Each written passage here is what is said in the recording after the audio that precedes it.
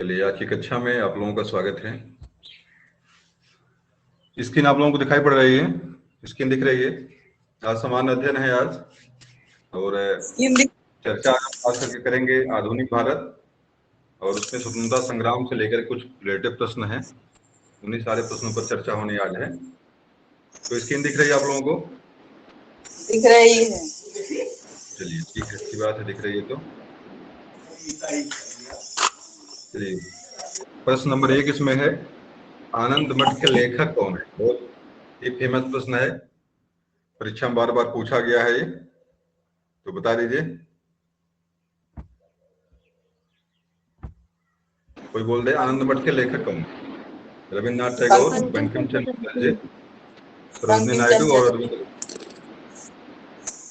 चलिए, तो आपका जवाब मिल गया, बंकिम चंद्र चटर्जी ने इसको लिखा, आनंद मठ को है।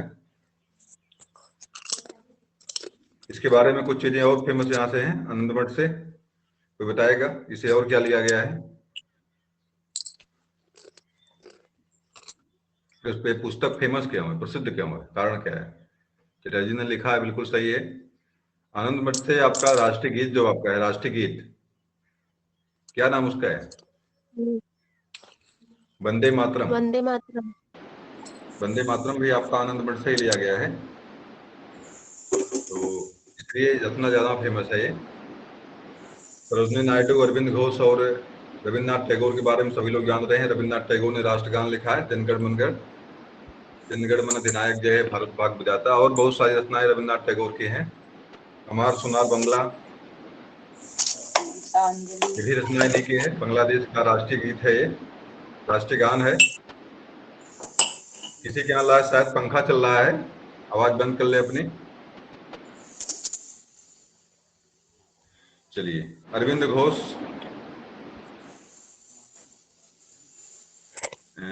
आपका आश्रम आपका है,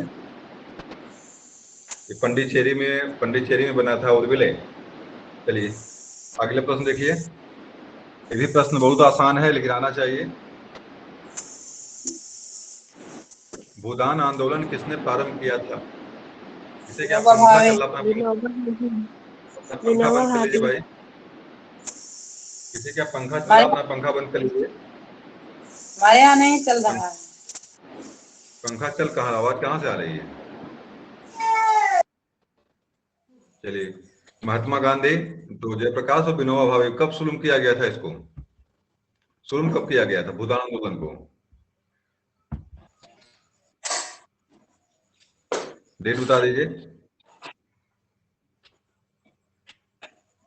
1905। 1905 डेट इसका है, इसका डेट है 1905। 1905 में भूदान आंदोलन चलाया गया था दक्षिण भारत में, और महात्मा गांधी, जयप्रकाश नारायण, जिसको हम जेपी शॉर्ट फॉर्म में कहते हैं, राम मनोहर लोहिया, सबके बारे में पता आपको है। अगला देखिए, लाइफ डिवाइन पुस्तक है, इसके लेखक कौन है? महात्मा गांधी, रविन्द्रनाथ टैगोर, राधा कृष्णन, अरविंद घोष। क्या सही करेंगे? राधा कृष्ण। पुस्तक का नाम है लाइफ डिवाइन। चलिए, जवाब सही आपका है, जवाब इसका है अरविंद घोष। और लाइफ डिवाइन पुस्तक जो है, इसके लेखक हैं अरविंद घोष। उर्विले आश्रम पंडिचेरी इनका आश्रम था, निष्कासित कर दिए गए थे, ये भारत से भाग गए थे, यहाँ चले गए थे। उर्विले में इनका आश्रम पंडिचेरी में है, अरविंद घोष का। तो उन्होंने लाइफ डिवाइन पुस्तक लिखा है अरविंद घोष ने, और भी पुस्तकें इनकी हैं, लेकिन लाइफ डिवाइन बहुत फेमस पुस्तक है। महात्मा गांधी की पुस्तक का नाम बताइए भाई, महात्मा गांधी ने क्या लिखा है? उनकी आत्मकथा बताइए, महात्मा गांधी की आत्मकथा कौन सी है?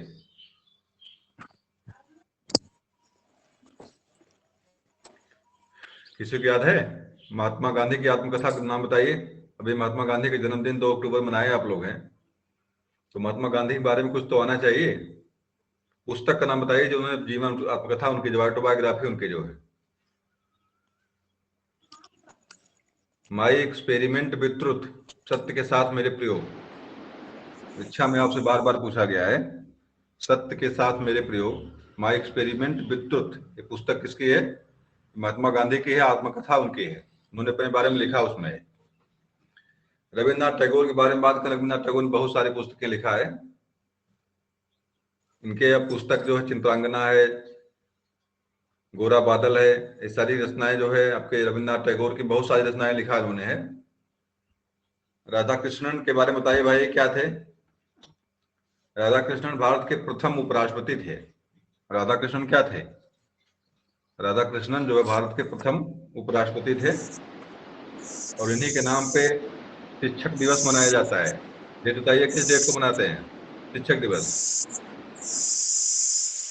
5 सितंबर। किसी के यहाँ भाई आवाज बंद नहीं हो रही, बार बार कहने के बाद भी आवाज बंद नहीं हो रही। चलिए ठीक है, देखिए अगला है बंगाल की एशियाटिक सोसाइटी 1784 में स्थापित हुई थी। इसके प्रवर्तक कौन थे? Warren Hastings, sir William Jones, James मैकिंग हार्ट और जेम्स प्रिंसेप। क्या सही करेंगे?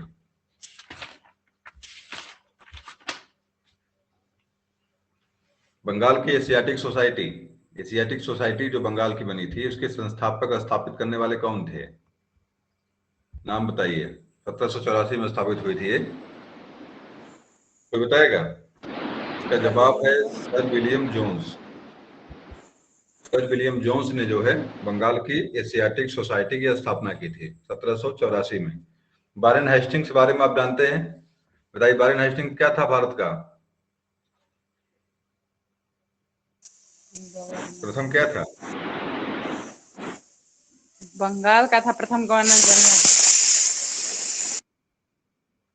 बंगाल का तो गवर्नर होता है। चलिए ठीक, गवर्नर जनरल ही होगा, देख लीजिएगा उसको सही से, हमको थोड़ा सा याद नहीं इसको है। भारत की संविधान सभा किसके अनुसार गठित की गई थी? साइमन आयोग का प्रस्ताव था, कैबिनेट मिशन की योजना थी, माउंटबेटन योजना थी, क्रिप्स प्रस्ताव था, क्या चीज था? इसके अनुसार जो है भारत की संविधान सभा का गठन हुआ था। क्रिप्स प्रस्ताव। क्रिप्स प्रस्ताव है चौथा वाला। और कोई बता दे, और कोई बताए? कैबिनेट मिशन योजना। बी वाला सही इसका है, इसका बी वाला सही है। कैबिनेट मिशन योजना के तहत जो है भारत के संविधान सभा की गठन किया गया था। कैबिनेट मिशन योजना के तहत संविधान गठन किया गया था। ये आपका सही है, बी वाला। तो साइमन कमीशन कब आया था, कि याद है किसी को? क्रिप्स मिशन में क्या हुआ था? ये सारी चीजें पढ़ाया गया आप लोगों को, भैया जी पढ़ाए, सब लोग थे आपको, भैया जी पढ़ाए थे, शिवनारायण जी। तो क्रिप्स मिशन, हाँ बताइए। क्रिप्स प्रस्ताव के तहत जो है संविधान सभा का जो गठन हुआ था उसको स्वीकार किया गया था। अच्छा, फिलहाल याद तो हमको भी नहीं है क्या कैसे है। इसमें देखिए माउंट बेटन योजना एक, इसमें एक है माउंट बेटन, इसके अनुसार जो भारत का विभाजन किया गया था, इसको मनबाटन योजना के नाम, इसी के तहत जो है भारत का विभाजन किया गया था। 1947 में भारत को 2 भागों में बांटा गया था। आपका 15 अगस्त को भारत आजाद हुआ, 14 अगस्त को पाकिस्तान आजाद हुआ था। एक दिन पहले पाकिस्तान का निर्माण किया गया था भारत के, तो 14 को पाकिस्तान, 15 को भारत। तो माउंट बेटन योजना जो है इसके अनुसार भारत को 2 भागों में बांटा गया था 1947 में। और बाकी डेट तो नहीं हमको याद है, लेकिन महत्वपूर्ण सारी चीजें हैं, आपको याद रखना चाहिए, ये सब आना चाहिए आप लोगों को, परीक्षा में आपसे प्रश्न यहाँ से आएगा। अगला है प्रथम भारतीय नोबेल पुरस्कार विजेता कौन थे? C V Raman, Rabindranath Tagore, H Khurana, Amartya Sen. सभी लोग नोबेल पुरस्कार विजेता हैं। इसमें बताना आपको किसने किस क्षेत्र में किसको मिला है, बताइए भाई। प्रथम कौन थे? रविन्द्रनाथ टैगोर। बहुत सही जवाब, सही आपका है। पहला आपके प्रथम आपके जो थे प्रथम पुरस्कार विजेता रविन्द्रनाथ टैगोर थे। पुस्तक का नाम बताइए जिसपे मिला था इन्हें। गीतांजलि। गीतांजलि पर पैर, गीतांजलि किस भाषा में लिखी हुई है? गीतांजलि की भाषा कौन सी है? बांग्ला। बंगला में लिखी, सही है, जवाब सही आपका है, बंगला में लिखी हुई है। सीवी रमन भी पुरस्कार नोबेल पाए हैं। तो सीवी रमन का किस क्षेत्र में पुरस्कार मिला इनको, सीवी रमन को? विज्ञान वैज्ञानिक पुरस्कार। भौतिक विज्ञान है इनका। भौतिक विज्ञान रमन प्रभाव था इनका। रमन प्रभाव, कलर डॉपलर जो होता है, रमन प्रभाव पर इन्हें पुरस्कार मिला था। चक्रम होते हैं 7 रंग का प्रकीर्णन जो होता है, उसी को लेकर उन्होंने व्यूह सिद्धांत दिया था अपना। यश खुराना बताइए इसे किस पर पाए थे? यश खुराना,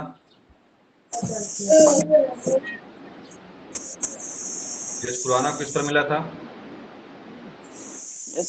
यश खुराना एक जीन संश्लेषण होता है, जीन आरएनए डीएनए।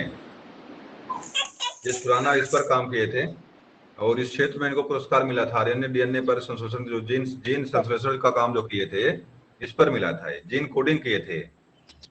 हाँ, अमर्त्य सेन, हाँ अमर्त्य सेन किस पर पाए थे? अमर्त्य सेन किस पर पुरस्कार पाए थे? अमर्त्य सेन किस पर पाए थे? अमर्त्य सेन आपके, हम बताइए, कोई बता दे अमर्त्य सेन किस पर मिला था पुरस्कार इनको? अर्थशास्त्र के क्षेत्र में पुरस्कार पाए थे अमर्त्य सेन। अर्थशास्त्री थे अमर्त्य सेन, अभी जिंदा हैं, तो अर्थशास्त्री हैं, इसी पर पुरस्कार मिला था इन्हें। अगला है हमारा राष्ट्रीय गीत वंदे मातरम कहाँ से संकलित है, कहाँ से लिया गया है? चित्रा से, डागर से, गोदान से, आनंद मठ लिया गया है। एक विद्रोह का उल्लेख भी इसी मिलता है, बता दीजिए कौन सा विद्रोह आनंद में मिलता है? जरा बात कम करिए भाई, आप लोग अपना माइक थोड़ा सा मैनेज रखिए। आनंद मठ में एक विद्रोह का उल्लेख मिलता है। इसके सारे पुजारी दुर्गा के पुजारी थे। सन्यासी विद्रोह मिलता है, दुर्गा के पुजारी थे लोग। चित्रा की रचना हमने बताया, चित्रा किसने लिखा है? चित्रा के लेखक कौन है?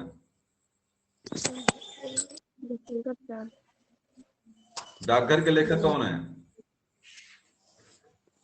चित्रा के लेखक आपके हैं रविन्द्रनाथ टैगोर। डाकघर भी वही लिखे हैं। चित्रा और डाकघर के लेखक रविन्द्रनाथ टैगोर हैं। गोदान बताओ, गोदान किसने लिखा है? बहुत उपन्यास है। गबन, गोदान, सेवा सदन, प्रेमाश्रय, ये सारी चीजें लिखने वाले आपके मानसरोवर के 8 पार्ट जो आपके हैं, मानसरोवर की कहानियां जो हैं, उपन्यास सम्राट के नाम से प्रसिद्ध हैं, प्रेमचंद जी सर। तो ये सारी चीजें प्रेमचंद के बारे में, गबन, गोदान, प्रेमाश्रय, निर्मला, ये सारी चीजें मैंने पढ़ा है। और सबसे बड़ी रचना कर्मभूमि और रंगभूमि। रंगभूमि इतनी बड़ी रचना इनकी है, उपन्यास इनका है, मतलब उसको लोग कहते हैं, मतलब मैंने रखा हूँ, पढ़ा भी उसको मैं, रंगभूमि को। लेकिन सबसे मजेदार कि हमें लगी कर्मभूमि, निर्मला लगा, निर्मला। तो समय मिले कभी पढ़िए इन किताबों को, आपको भी अच्छा लगेगा, बहुत बढ़िया किताबें हैं। चलिए अगला देखिए, इसमें है भारत का राष्ट्रीय पंचांग किस संवत पर आधारित है? विक्रमी संवत, कलि संवत, शक संवत, इसमें से कोई नहीं। शक संवत पर आधारित है, बिल्कुल सही जवाब आप लोगों का है, शक संवत है भारत का राष्ट्रीय पंचांग। शक संवत के निर्माता कौन थे? शक संवत किसका है? शक संवत है कनिष्क। कनिष्क का जो जन्मदिन है 78 ईस्वी में है, कनिष्क का। तो शक संवत जो कनिष्क ने किया था, कनिष्क ने किया था 78 ईस्वी में, जन्म से उसकी इसका शुरुआत मानी जाती है। तो शक संवत जो आपका है ईस्वी से 78 साल एडवांस। कुषाण वंश का शासक था वो। हाँ हाँ, कुषाण वंश का शासक था। और विक्रमी संवत जो अभी आपके उसमें है, विक्रमी संवत मिलता है, 57 साल पीछे है जी। विक्रमी संवत 57 साल पीछे है और ये 78 साल आगे है शक संवत। तो इस तरह से दोनों चलता है। और अंतिम जो है कि बौद्ध संगत किसने बताओ? अंतिम बौद्ध संगत कराने वाला कौन था? बौद्ध संगत कनिष्क नहीं करवाया था। कहाँ पे करवाया था? कहाँ पे हुई थी? पाटलिपुत्र में सर। पाटलिपुत्र में तो अशोक ने करवाया था भाई, अशोक, सम्राट अशोक ने करवाया था। तीसरी बौद्ध संगीत थी पाटलिपुत्र वाली, तीसरी बौद्ध संगीत थी। कुंडलवन में हुई थी, कुंडलवन में जम्मू कश्मीर में हुई थी। कुंडलबन जम्मू कश्मीर में हुई थी। अंतिम जो है चौथी बहुसंगीत जो हुई थी कनिष्क के शासनकाल में, कुंडलबन आपके जम्मू कश्मीर में हुई थी और प्रथम शताब्दी के लगभग अंत में हुई थी, क्योंकि 78 ईस्वी इसका राज्यारोहण इसका हुआ था। 78 ईस्वी में राज्यारोहण है सबका कनिष्क का, तो 78 के बाद करवाया था ये। तो दोनों चीजें याद रखिएगा, यहाँ पे दिमाग में रखिएगा। ये तो प्रथम बहुसंगीत कब हुई थी? प्रथम बहुसंगीत प्रथम बहुसंगीत कब हुई थी? कब हुई थी बताइए? आजाद शस्त्र नहीं, हुई कब थी? हुई अजात शत्रु ने करवाया तो सही है, वैशाली में हुई थी। कब हुई थी? गौतम बुद्ध कब मरे थे? गौतम बुद्ध का जन्म कब हुआ है? 500 गौतम बुद्ध का जन्म कब हुआ? 563 ईसा पूर्व। 563 ईसा पूर्व में 483 में इनकी मृत्यु हुई थी। 483 ईसा पूर्व में मृत्यु हुई थी। और उसी साल जो प्रथम आपकी बहुसंगीत हुई, तुरंत हुई थी, मरने के तुरंत बाद की बहुसंगीत हुई थी। तो 483 में ही बहुसंगीत भी इनकी हुई है जी। और इसी के 100 साल बाद जो है, सीधे 100 साल बाद मतलब 383 में द्वितीय बहुसंगीत काला अशोक ने करवाया था। काला अशोक ने राजगृह में करवाया था। तृतीय बहुसंगीत जो है अशोक सम्राट अशोक ने करवाया है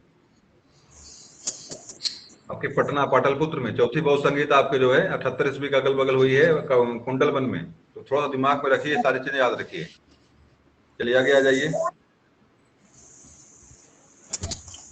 दिल्ली में केंद्रीय सचिवालय के उत्तरी और दक्षिणी खंडों का वास्तुविद कौन था? दिल्ली में जो केंद्रीय सचिवालय बनाया गया था, इसका वास्तुविद कौन था, मतलब इसको निर्माणकर्ता कौन था? चलिए कठिन प्रश्न है। इसका पहला वाला सही है, रॉबर्ट लुटियंस।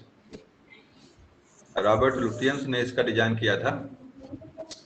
चलिए अगला देख लीजिए। निम्नलिखित में से कौन सी कृति रविन्द्रनाथ टैगोर की नहीं है? 3 कृति रविन्द्रनाथ टैगोर की, इसमें एक नहीं है। चित्रा, कपाल कुंडला, कौन नहीं बताइए इसमें? कोर्ट डांसर, चित्रांगदा, कौन सही इसमें नहीं है?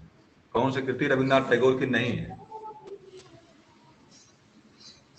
बता दे कोई भाई। कोर्ट डांसर नहीं, तीनों चीजें उन्होंने लिखा है। कपाल कुंडला इसमें रचना है, कपाल कुंडला है, कपाल कुंडला।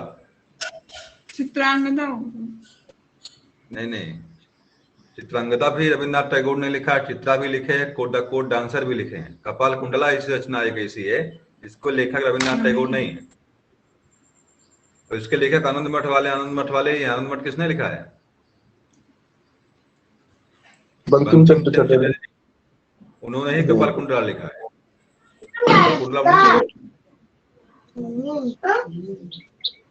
तो तीनों रचना याद रखिएगा, परीक्षा में कई बार पूछा है, हिंदी में ही पूछ सकता आपसे है, संस्कृत मतलब समन ज्ञान में पूछेगा। चित्रा, द कोर्ट डांसर और चित्रांगदा रचनाएं जो है रविन्द्रनाथ टैगोर की ही है।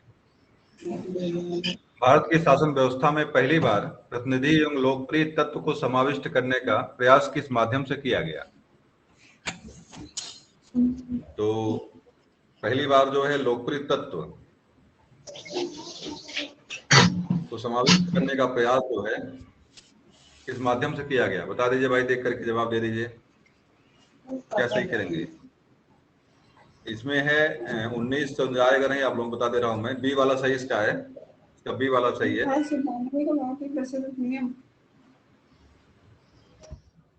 इसका बी सही है और बी का मतलब हो गया कि आपका ये सही, ये वाला जवाब। 1892 में भारतीय परिषद अधिनियम का जो है गठन किया गया था। इसी के तहत जो है भारत में लोकप्रिय तत्वों को समाविष्ट किया गया है। अगला है, किस गवर्नर के कार्यकाल के दौरान 1921 में कलकत्ता में विक्टोरिया मेमोरियल का निर्माण किया गया था? विक्टोरिया मेमोरियल आज भी विद्यमान है और इसका निर्माण किया गया था। बता दीजिए किस गवर्नर के दौरान ये काम किया गया था? विक्टोरिया मेमोरियल जो है किसने बनवाया था?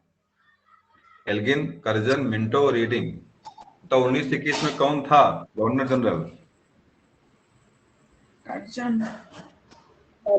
डी वाला सही का जवाब है, डी। रीडिंग ने जो है विक्टोरिया मेमोरियल का निर्माण करवाया था। शायद कलकत्ता में ही है ये, आज भी है। अगला है नई दिल्ली शहर के रूपांतरण में कौन शामिल था? नई दिल्ली शहर जो बना है उसका रूपांतरण किया गया है, उसमें कौन शामिल था? बताइए भाई।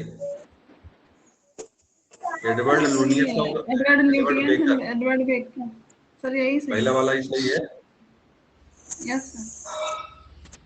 ये पहला वाला सही है। इन्होंने इसका जो नई दिल्ली जो बाद में जहाँ पे राजधानी आपकी है, जो इसका जो डिजाइन जिसने किया है आपके एडवर्ड लुटियंस और एडवर्ड बेकर ने इसका डिजाइन किया था, इसको बसाया गया बाद में है।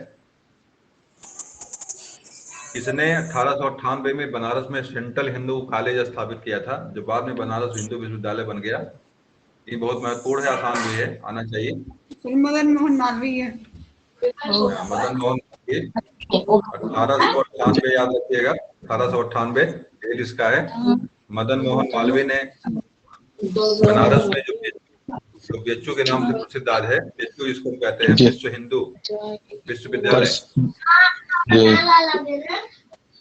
तो बीएचयू की स्थापना मदन मोहन मालवीय ने किया था। आज मालवीय जी की मूर्ति सबसे पहले लगी हुई वहां पे है आपके बीएचयू में। और पूरा दिन जो है गवर्नर था, उसने आदेश दिया कि आप जो है कि कितनी जमीन चाहिए, तो उसने कहा जितना दिन भर में घूम लीजिए आप। पूरा दिन दौड़ते हुए जो है पूरे बनारस का चक्कर मारते हैं, और जितना दूर तक घूम पाए बनारस में, वो पूरा दिन भर राउंडिंग करने के लिए उतना दूर तक घूमे। और ये जो है बनारस विश्वविद्यालय की नींव वहीं पड़ती है। इसका मतलब क्या हो गया कि अगर दिन भर बनारस में घूमोगे आप जाकर, अगर जो है देखने के लिए बीएचयू को, तब भी आप वहां तक पहुंच नहीं पाओगे। अगर घूमना हो बनारस बीएचयू में जाकर के, तब आप घूम नहीं पाओगे उसको। चलिए, तो मदन मोहन मालवीय ने इसकी जो है नींव डाली थी। मदन मोहन मालवीय ने इसकी नींव डाली थी। ईश्वर चंद्र विद्यासागर का नाम सुना आप लोगों ने, लॉर्ड डफरिन और एनी बेसेंट, चार लोग इंपॉर्टेंट हैं आपके करंट में। भारत के राष्ट्रीय ध्वज का डिजाइन किसने तैयार किया था? बहुत इंपॉर्टेंट प्रश्न है, बता दीजिए। एनी बेसेंट, सरोजिनी नायडू, विजय लक्ष्मी पंडित और मैडम भिखाजी कामा। भिखाजी कामा। चलिए, जवाब बिल्कुल सही आप लोगों का है। धीरे धीरे लग रहा है कि अब परीक्षा नजदीक आ रही है, तो आप लोग तैयारी कर रहे हैं। चलिए, तो भारत के राष्ट्रीय ध्वज की डिजाइन जो है मैडम भिखाजी कामा ने किया था। सरोजिनी नायडू के बारे में आप जानते हैं, भारत की प्रथम शायद राज्यपाल भी बनी थी। विजय लक्ष्मी पंडित आपका यूएनओ जो है, यूएनओ में किसी पद पर वहां जाकर किसी पद पे बैठी थी जाकर के। विजय लक्ष्मी पंडित का नाम यूएनओ में किसी पद पे आता है? महिला सचिव, उसमें अध्यक्ष कुछ करके का नाम यहाँ पे आता है इनका, विजय लक्ष्मी पंडित का आता है। एनी बेसेंट तो आप जानते ही हैं, आगे देख लीजिए। पुस्तक है देवदास, मैंने पढ़ा है। शरद चंद्र चट्टोपाध्याय। इसे अवसर मिला था, इलाहाबाद में मैंने जाके पढ़ा था इसको। तो देवदास उपन्यास को की रचनाकार कौन है? प्रेमचंद, शरद चंद्र चट्टोपाध्याय, मैथिली शरण गुप्त और फणीश्वर नाथ रेणु। किसने लिखा इसको? चट्टोपाध्याय, शरद चंद्र चट्टोपाध्याय। इनकी रचना एक है चित्रलेखा, वही बड़ी फेमस है, चित्रलेखा। तो दोनों दिमाग में रखिएगा, परीक्षा में दोनों पूछ सकते हैं आपसे। देवदास भी महत्वपूर्ण है, और शरद चंद्र चट्टोपाध्याय का जो है कि चित्रलेखा भी इंपॉर्टेंट, बड़ी परीक्षा में, कई बार परीक्षा में, हिंदी में तो कई बार परीक्षा में आया हुआ है। और देवदास एक उपन्यास है, और चित्रलेखा भी उपन्यास शरद चंद्र चट्टोपाध्याय ने लिखा है। तो प्रेमचंद के बारे में बताना चाहिए। मैथिली शरण गुप्त की बहुत सारी रचनाएं हैं, और इन्हें राष्ट्रीय कवि के रूप में जाना जाता है। भारत भारती लिखे थे ये, भारत भारती, और भारत भारती पर ही इन्हें राष्ट्रीय कवि की उपाधि दी गई थी। महात्मा गांधी ने उनको उपाधि दिया था, दिमाग में रखिएगा। मैथिली शरण गुप्त को राष्ट्र कवि की उपाधि किसने दिया था? इसका जवाब आपका क्या है? महात्मा गांधी ने दिया था राष्ट्रीय कवि। तो फणीश्वर नाथ रेणु का महिला आंचल प्रसिद्ध है, बहुत परीक्षा में पूछा जाता है, आंचलिक उपन्यास रेणु का। और पंचलाइट, आप इंटर में शायद पंचलाइट रचना थी इनकी, पंचलाइट कहानी है। सर एक रचना पढ़ती पर कथा। प्रति पर कथा इसमें है? नहीं सर, इनकी रचना है शायद। नहीं, प्रति पर कथा भी इनकी है, ठीक है। और इंटर की कहानी में जो मैं पढ़ता था तो उसमें पंचलाइट थी, इनकी रचना पंचलाइट थी वहां पे। हाँ तो सिनेमा वाला गाना गाता था। हाँ सर, तो पेट्रोमैक्स ना। हाँ, पेट्रोमैक्स जो है पंचलाइट, तो फणीश्वर नाथ रेणु की रचना इंटर में थी। मैथिली शरण गुप्त की तो पूछना नहीं है, ये अपने आप में अद्भुत है। शरत चंद्र चट्टोपाध्याय दो रचनाएं बताया मैंने आपको। चलिए आगे आ जाइए। चित्रा किसके द्वारा लिखा गया है? अभी इसके पहले मिला था चित्रा और चित्रांगदा मिला था। रविन्द्रनाथ बताइए। टैगोर। रविन्द्रनाथ टैगोर इसके हैं। 17 का सी सही है, रविन्द्रनाथ टैगोर।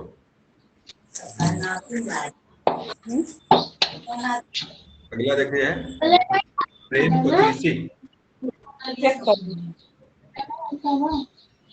पचीसी के रचनाकार हैं जयशंकर प्रसाद। जयशंकर प्रसाद, महादेवी वर्मा। क्या सही करेंगे?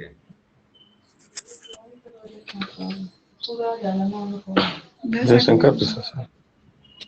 नहीं भाई, जयशंकर प्रसाद प्रेम पचीसी इसके बहुत अद्भुत रचना है, तो प्रेमचंद ने ही लिखा है। वाले प्रेमचंद ही हैं। कहानी सम्राट और उपन्यास सम्राट, जनपद राय नाम से उर्दू में भी लिखते थे। और जयशंकर जी का नाम यहाँ पे अलग से आया हुआ है, थोड़ा इनके बारे में जान लीजिए जयशंकर जी के बारे में। ये पहली बात तो जो आपका छायावाद जो चलता है हिंदी में है, छायावाद के प्रतिनिधि कवि है छायावाद के। इनकी रचना है कामायनी, और कामायनी को छायावाद कवि बन गए थे आशु, झरना, चंद्रगुप्त, ध्रुव स्वामिनी। तो इनकी रचनाएं हैं जयशंकर प्रसाद की, बहुत सारी रचनाएं लिखा इन्होंने है। प्रथम बार ऐतिहासिक उपन्यास लिखने का श्रेय इन्हीं को मिलता है, आपका चंद्रगुप्त है और ध्रुव स्वामिनी। रचनाएं और भी रचनाएं की है, नायर राजा जगमेजर का नाग यज्ञ, मतलब ये ऐतिहासिक रचनाएं हैं।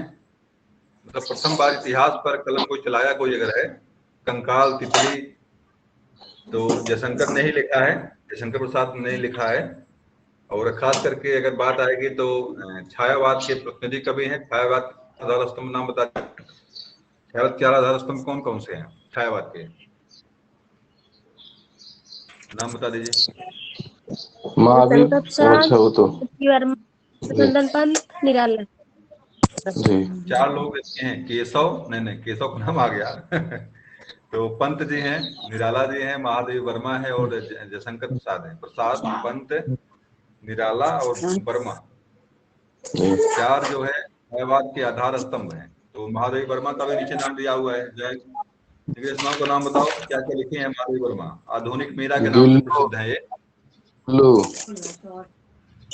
गिल्लू और बताइए। गिल्लू तो इनका संस्मरण गिल्लू इनका है, और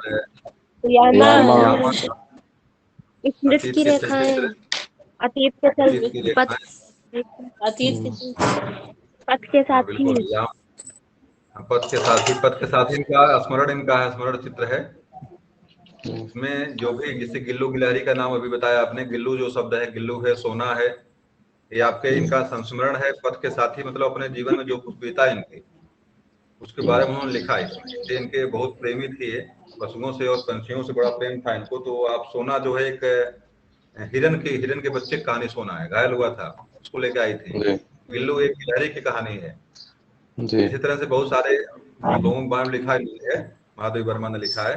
मैं नीर भरी दुख की बदली, उमड़ी थी कल में टाट चली। तो इन्हें आधुनिक मीरा के नाम से भी जानते हैं महादेवी वर्मा को। रूप नारायण इनके पति थे, बाद में तलाक से हो जाता है और बाद में अकेले ही पूरा जीवन बिताती हैं ये। तो इनकी प्रेम की जो अधूरी जो मिठास थी वहां पे कहीं कहीं से बाद में जो है दर्द के रूप में कविताओं में दिखाई पड़ती है, इसलिए इनको आधुनिक मीरा के नाम से। बताइए। मृत्यु हो जाती है। इसमें आप लोग चर्चा ना करिए, कोई और किसी से बात करना तो माइक बंद कर लीजिए, नहीं तो हमको निकालना पड़ेगा यहाँ से। बीच में कोई चर्चा किसी से बात कर रहे हैं, माइक बंद कर लीजिए, तुरंत माइक बंद करके बात करिए। अगला है क्षुधित पाषाण, हंगरी स्टोन के रचयिता कौन है? जयशंकर प्रसाद, शरद चंद्र चटर्जी, रविन्द्रनाथ टैगोर, प्रेमचंद। क्या सही करेंगे? क्षुधित पाषाण, भूखा पत्थल या हंगरी स्टोन के रचयिता कौन है? जयशंकर प्रसाद, शरद चंद्र चटर्जी, रविन्द्रनाथ टैगोर, प्रेमचंद। शरद चटर्जी। कोई और बोल दे। बहुत महत्वपूर्ण रचना है ये, हंगरी स्टोन। शरद चंद्र चटर्जी। इसके है सी वाला सही है, रविन्द्रनाथ टैगोर। रविन्द्रनाथ टैगोर सही इसका है। रविन्द्रनाथ टैगोर गुरुकुल कांगड़ी की स्थापना भी यही किए थे, गुरुकुल कांगड़ी। चलिए आगे आ जाइए। विश्व इतिहास की झलक, ग्लिम्स ऑफ वर्ल्ड हिस्ट्री के रचयिता कौन है?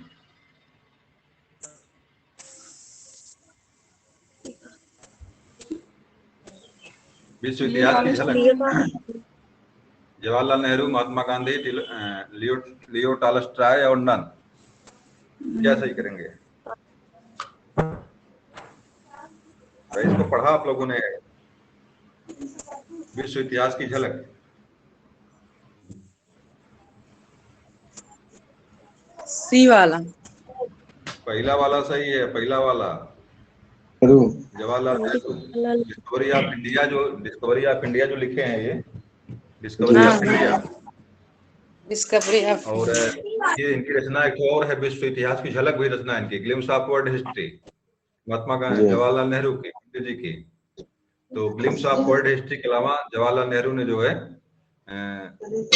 जो डिस्कवरी ऑफ इंडिया, भारत की खोज भी लिखे हैं ये।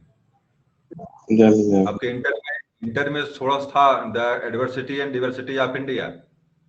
इंटर में इनकी एक, इंटर में शायद है या हाई स्कूल में है, अंग्रेजी में मिलेगा आपको, adversity and diversity of India, Bharat की विभिन्नता में एकता।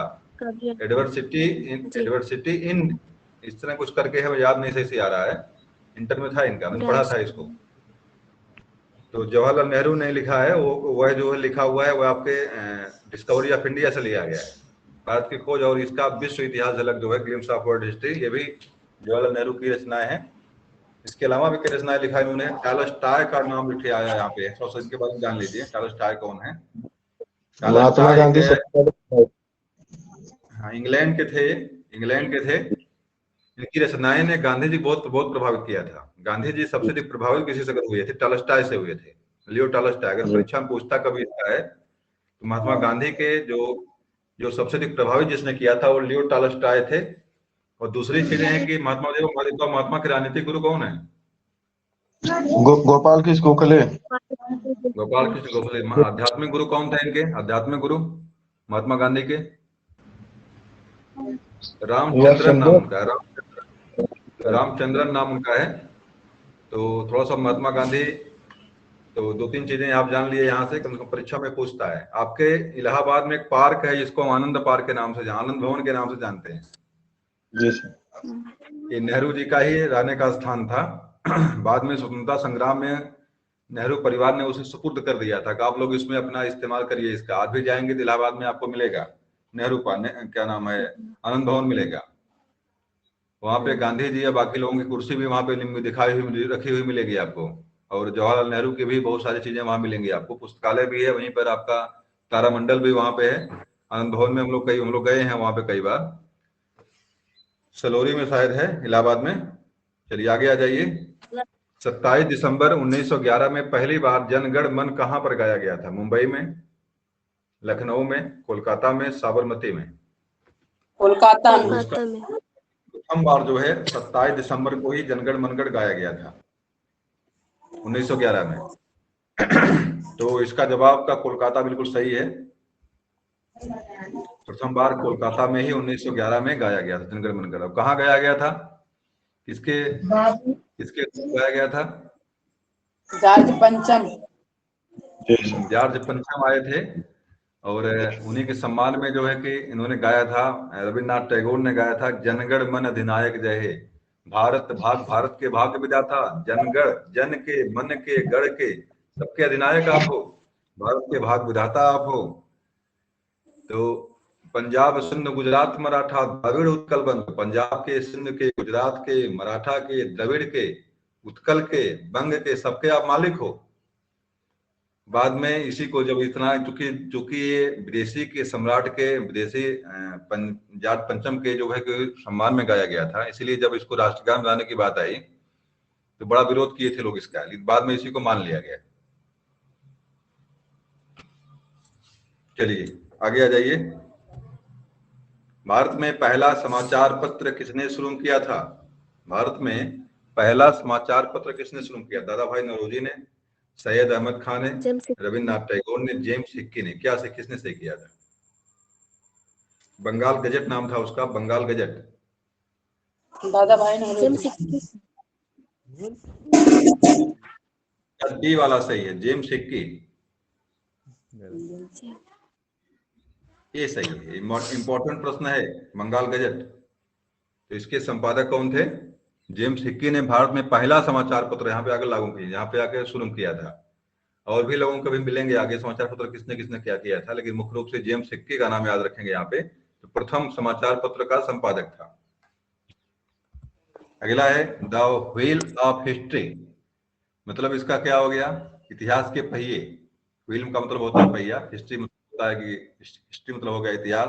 तो इतिहास के पहिए या इतिहास का पहिया नामक पुस्तक के लेखक कौन है? राजेंद्र प्रसाद, राम मनोहर लोहिया, मंसूर आलम, मोहम्मद अंजना।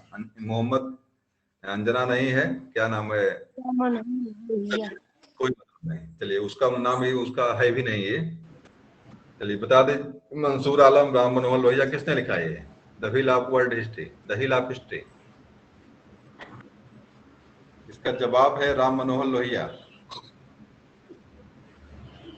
राम मनोहर लोहिया ने जो है द व्हील ऑफ हिस्ट्री लिखा है, इतिहास का पहिया लिखा है। 23 नंबर का आपका बी सही है यहाँ पे। पोस्ट ऑफिस के लेखक कौन है? पोस्ट ऑफिस अभी एक डाकघर पर मिला था आपको, उसी का इंग्लिश वर्जन पोस्ट ऑफिस है। रविन्द्रनाथ टैगोर है, रविन्द्रनाथ टैगोर सर। इसीलिए आपको भाषा का ज्ञान बहुत जरूरी है, भाषा का ज्ञान। नई भाषा का आएगा तो आप उसमें फंस जाएंगे। हंगरी स्टोन कहीं दे देगा, कहीं पर भूखा भूखा पत्थर दे देगा। हंगरी स्टोन कहीं दे देगा, भूखा पत्थर कहीं दे देगा, क्षुधित पत्थर कहीं दे देगा, क्षुधित पाषाण दे देगा, क्षुधित प्रस्तर दे देगा। तो मतलब ये जरूरी नहीं है कि जो चीजें हिंदी में, इसे क्या है डिस्कवरी ऑफ इंडिया क्या लिखता है, भारत की खोज। कभी कोई पुस्तक में एक ही नाम देता है और पूछता किसने लिखा है इसको है। इसका तरीका क्या जानने का है, जब किताब आपको प्रश्न मिलता जब है, प्रश्न में इंग्लिश हिंदी दोनों में लिखा होता है वो प्रश्न आपका। जो चीजें आपको हिंदी में समझ में नहीं आ रही हैं उसका इंग्लिश वर्जन, इंग्लिश अगला शरीर थोड़ा सा उसका इंग्लिश पढ़ लीजिए, तो वहां से जवाब उसका मिल जाएगा आपको। तो ये चीजें अगर कोई प्रश्न इस तरह से आ रहा है और हिंदी में आप पढ़ रहे हैं, थोड़ा सा उसका इंग्लिश भी देख, समझ में नहीं अगर आपको आया थोड़ा सा उसका इंग्लिश भी देख लीजिए, कभी कभी जवाब उसका मिल जाता है। जैसे मान लीजिए दे दे कि रेशम उत्पादन दे दे हिंदी में और वहां पे सेरिकल्चर दिया रहेगा इंग्लिश में, तो तुरंत पकड़ लेंगे आप कि रेशम को, तुरंत पकड़ लेंगे रेशम को क्या कहते हैं। तो सेरिकल्चर आपको पता है लेकिन ये नहीं पता आपको है, तो वो थोड़ा सा लाभ मिल जाएगा आपको वहां पे। तो इस तरह से दोनों चीजें ध्यान दिया, परीक्षा जब हो रही होती है दोनों भी पेपर रहता है इंग्लिश हिंदी में, तो जहां पर भी फंसते हैं वहां पर दोनों चीजों पर जरूर गौर कर लीजिएगा, नजर घुमा लीजिए एक बार, हो सकता है आपको इंग्लिश में मिल जाए, काम उसका हो जाए। चलिए, तो इसके लेखक कौन है? इसके लेखक है रविन्द्रनाथ टैगोर। रविन्द्रनाथ टैगोर ने लिखा है। विष्णु शर्मा को बता दीजिए भाई क्या लिखे हैं, बड़ी फेमस रचना विष्णु शर्मा की है।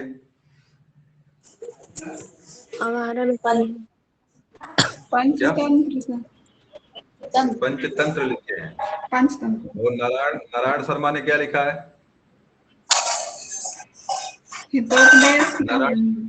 नारायण पंडित है, नारायण पंडित ने क्या लिखा है? हितोपदेश लिखे। दोनों रचनाएं इंपॉर्टेंट हैं, हितोपदेश और पंचतंत्र दोनों इंपॉर्टेंट हैं, तो दोनों याद रखिएगा। विष्णु शर्मा ने पंचतंत्र लिखा है और हितोपदेश के लिखने वाले कौन है? नारायण पंडित हैं। शरद चंद्र चटर्जी वही है। मूलराज आनंद की रचना का नाम बता दीजिए एक तो। कुली सर, और एक है सुटेबल अनटचेबल। बॉय, शायद यही लिखे, सुटेबल बॉय। सुटेबल बॉय किसने लिखा है? अनटचेबल चलिए इंग्लिश में है, कुली हम रचना क्या की है, देना, कुली है। कुली यही लिखे हैं, सही है। शरद चंद्र चट्टोपाध्याय चटर्जी वही हैं। चलिए आगे आ जाइए। निम्नलिखित में से किसे इस्पात का चौखट स्टील फ्रेम की संज्ञा दी गई है? भारतीय नागरिक सेवा, आईसीएस, भारतीय राष्ट्रीय कांग्रेस, स्वराज पार्टी, कोई नहीं। क्या सही करेंगे? भारत का चौखट किसे कहा जाता है? इस्पात का चौखट स्टील फ्रेम। चलिए इसका पहला वाला सही है, भारतीय नागरिक सेवा, आईसीएस। आगे देख लीजिए, ये तो बड़ा आसान है। गोदान किसकी रचना है? बता दीजिए। प्रेमचंद, पहला मुंशी प्रेमचंद। प्रेमचंद ने लिखा है। आसान तो है, परीक्षा में बहुत पूछता है। गोदान के एक पात्र का नाम बताइए हमको, एक पात्र का नाम बताइए गोदान के। होरी। होरी। चलिए ठीक है। रविन्द्रनाथ टैगोर का भी देखा आपने। धर्मवीर भारती के बारे में बता दीजिए जरा, धर्मवीर भारती कौन थे? इनका उपन्यास को बताइए, उपन्यास जो लिखे हैं। ठेले पर हिमालय। क्या? ठेले पर नहीं। सर इनकी रचना है ठेले पर हिमालय और गुनाहों का देवता। और बहुत सारे। नहीं, गुनाहों का देवता नहीं, गुनाहों, यही लिखे हैं, धर्मवीर भारती लिखे हैं। हाँ है सर, हाँ सर। गुनाहों का देवता, सूरज का सातवां घोड़ा, और अंधा युग। अंधा युग ये रचनाएं किसकी हैं? अंधा लोग, हाँ। धर्मवीर भारती की रचनाएं हैं। धर्मवीर भारती शिष्य थे, क्या नाम उनका है ये बताओ? एकांकी सम्राट किसे कहते हैं? एकांकी सम्राट, एकांकी सम्राट किसे कहते हैं? धर्मवीर भारती नहीं, राम कुमार वर्मा। राम कुमार वर्मा। राम कुमार वर्मा को एकांकी सम्राट कहते हैं, और उन्हीं के शिष्य थे ये। आप जो है, जब मैंने एक बार चर्चा इस पर किया था, आप जब गुनाहों का देवता पढ़ेंगे तो जो पूरी जो रचना इनकी है, अपने गुरु और शिष्य के अंतर्द्वंद को लेकर उन्होंने लिखा है, और बहुत अच्छी रचना है। कोई बार और पढ़ जाएगा, समय मिलेगा तो। अभी आप लोग पहले परीक्षा पास कर जाइए, उसके बाद बहुत पढ़ने का समय मिलेगा, लेकिन ये चीजें थोड़ा जानते रहेंगे तब पढ़ेंगे। धर्मवीर भारती की रचना जो है गुनाहों का देवता, बहुत बढ़िया रचना है, मेरे पास है, लेकिन आप लोगों के पास समय नहीं है और उसमें पढ़ने की आवश्यकता भी नहीं उसको है। समय मिलेगा तब पढ़िएगा।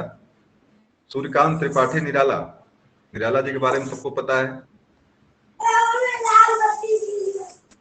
ये चलिए, कुरमुत्ता, और क्या नाम है, तुलसीदास। तुलसीदास किसने लिखा है? तुलसीदास।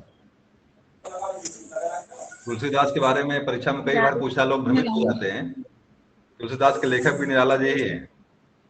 और राम की शक्ति पूजा, राम की शक्ति पूजा परीक्षा में कई बार आई हुई है निराला जी की, तो राम की शक्ति पूजा भी यही लिखे हैं। तो क्या नाम है आपका, जो मैंने बताया अभी, कुरमुत्ता, तुलसीदास, अनामिका, और चतुरी चमार, प्रेमा। पुत्री का नाम बताइए, क्या नाम था उसका? सरोज स्मृति प्रथम रचना है जो पुत्री को समर्पित है। हिंदी काव्य में प्रथम रचना जो हिंदी पुत्री को समर्पित है, वो रचना सरोज स्मृति है। चलिए आगे आ जाइए।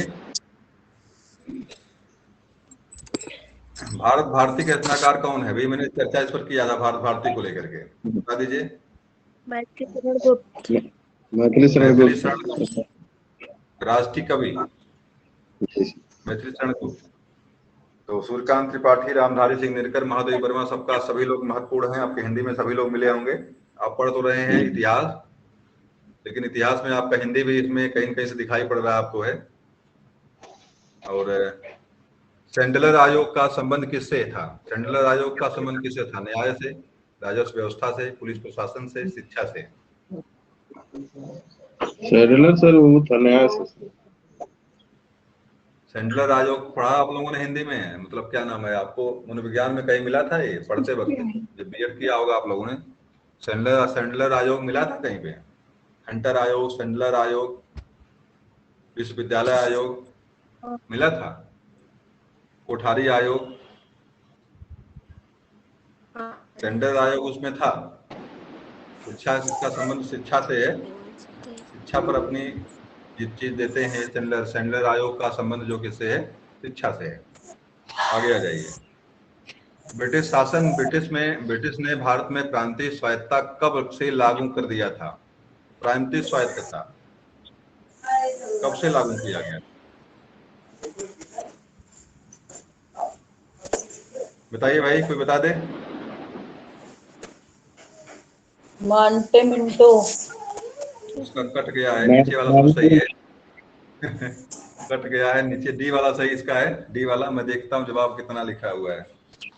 इसका डी वाला सही है 1935। 1935। 5 कट गया यहाँ से। भारत सरकार अधिनियम 1935 का अधिनियम है, और भारत सरकार अधिनियम 1935 प्रांतीय स्वायत्तता यहीं से लागू की जाती है। और जानिएगा कि जो भारतीय संविधान है, इसके अधिकतम जो है कि मतलब 75% भाग जो है 1935 के अधिनियम से ही लिए गए हैं। भारतीय संविधान के अधिकतम पार्ट जो है 75% जो है 1935 के अधिनियम से ही लिए गए हैं भारत सरकार के। खिलाफत आंदोलन का प्रारंभ किसने किया था? फखरुद्दीन अली अहमद ने, मोहम्मद अली जिन्ना ने, अब्दुल कलाम आजाद ने, अली बंधुओं ने? किसने किया था खिलाफत आंदोलन? मोहम्मद अली जिन्ना। अली बंधुओं ने किया था। यही सर, वो 1906 में मुस्लिम लीग की स्थापना भी की है। नहीं, मुस्लिम लीग की स्थापना तो फखरुद्दीन शायद सर नहीं, सैयद फखरुद्दीन ने अहमद किया था। खान, और ये भी थे अली जिन्ना भी। सैयद अहमद खान ने आपका जो अलीगढ़ विश्वविद्यालय है, जी सर, उसकी स्थापना की थी। वो अंग्रेजों की उच्च मतलब मुसलमानों को उच्च शिक्षा देने के लिए प्रथम बार किसी ने प्रयास किया तो सर सैयद अहमद खान ने किया। सर सैयद अहमद खान का जो अलीगढ़ में जो है मुस्लिम विश्वविद्यालय की स्थापना किए थे। सर सैयद अहमद खान के बारे में प्रश्न परीक्षा में पूछेगा अगर आपसे, तो अलीगढ़ मुस्लिम विश्वविद्यालय सर सैयद अहमद खान ने उसकी स्थापना किया था। अब्दुल कलाम आजाद प्रथम शायद मंत्री थे, किसी पद पे थे ये अब्दुल कलाम आजाद। प्रथम शिक्षा मंत्री, शायद प्रथम शिक्षा मंत्री थे। प्रथम शिक्षा मंत्री हाँ शिक्षा मंत्री थे। प्रथम शिक्षा मंत्री थे। और मोहम्मद अली जिन्ना, जिन्होंने पाकिस्तान के लिए संघर्ष किया था और जिन्हें गांधी जी ने कायदे आजम कहा था। कायदे आजम, गांधी जी ने टाइटल दिए थे कायदे आजम के। परीक्षा में पूछ सकता है कायदे आजम किसकी उपाधि है? तो मोहम्मद अली जिन्ना गांधी जी के मित्र प्रिय दोस्तों में एक भी ये भी थे जो भारत को तोड़ने में महत्वपूर्ण भूमिका निभाए थे। चलिए, तो इसका जवाब क्या आपका हो जाएगा? खिलाफत आंदोलन का अली बंधुओं ने इसकी शुरुआत किया था। अगला है, भारत में सिविल सेवाओं का सूत्रपात किसने किया था? सिविल सेवाएं, लॉर्ड डलहौजी ने, लॉर्ड कर्जन ने, लॉर्ड वेलेस्ली ने और लॉर्ड कॉर्नवालिस ने? किसने किया था?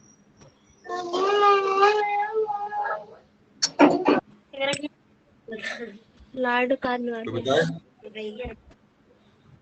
ये सही है। लॉर्ड कॉर्नवालिस सही इसका है। लॉर्ड डलहौजी के बारे में आप जानते ही हैं भाई। कौन सी नीति बनाया था लॉर्ड डलहौजी ने? राज हड़प नीति, राज हड़प सहायक संधि वाली शुरुआत इसी ने किया था, सहायक संधि की। लॉर्ड कर्जन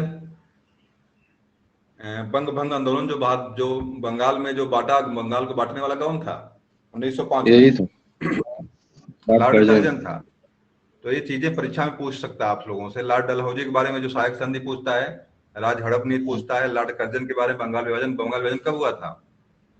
बंगाल विभाजन कब हुआ था? 1905 में। बंगाल के दो भाग कौन कौन से किए गए? पूर्वी बांग्लादेश और पश्चिमी बांग्लादेश। और अंत में बट ही गया अंत में वो अंग्रेजों ने जो बांटा यहाँ से, फूट डालो शासन करो, अंत में पूर्वी बंगाल जो है पाकिस्तान बनता है, पूर्वी पाकिस्तान बनता है। बाद में पाकिस्तान जाकर शामिल हो जाता है वो। मतलब अंग्रेजों ने जो बांटा था यहाँ से वो मिला नहीं पुनः, जबकि एकीकरण होता है 1911 में। पुणे बंगाल एकीकरण होता है 1911 में। पुणे बंगाल के दो भाग थे, उसको एक किए गए, लेकिन बाद में वही पूर्वी बंगाल जो है एक बार बंटवारा जब हो गया, एक बार कैसे नहीं, कहावत नहीं है, जूरत चुतर चुत्ती कैसे गांठ नहीं, एक बार जब गांठ पड़ जाती है टूटती नहीं है वो। याद नहीं आ रहा, बिहारी ने लिखा है।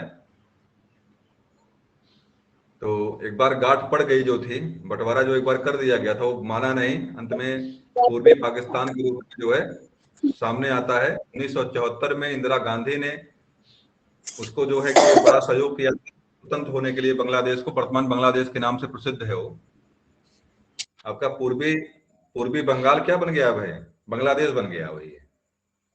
पश्चिम बंगाल का जो पूर्वी क्षेत्र था जो मुस्लिम बाहुल्य था, आज वही बांग्लादेश, आज वही है। तो कब बताइए बांग्लादेश आजाद कब पाकिस्तान से हुआ था? 1974 में आजाद हुआ था। 1974 में बांग्लादेश जो है पाकिस्तान की चंगुल से मुक्त हुआ था।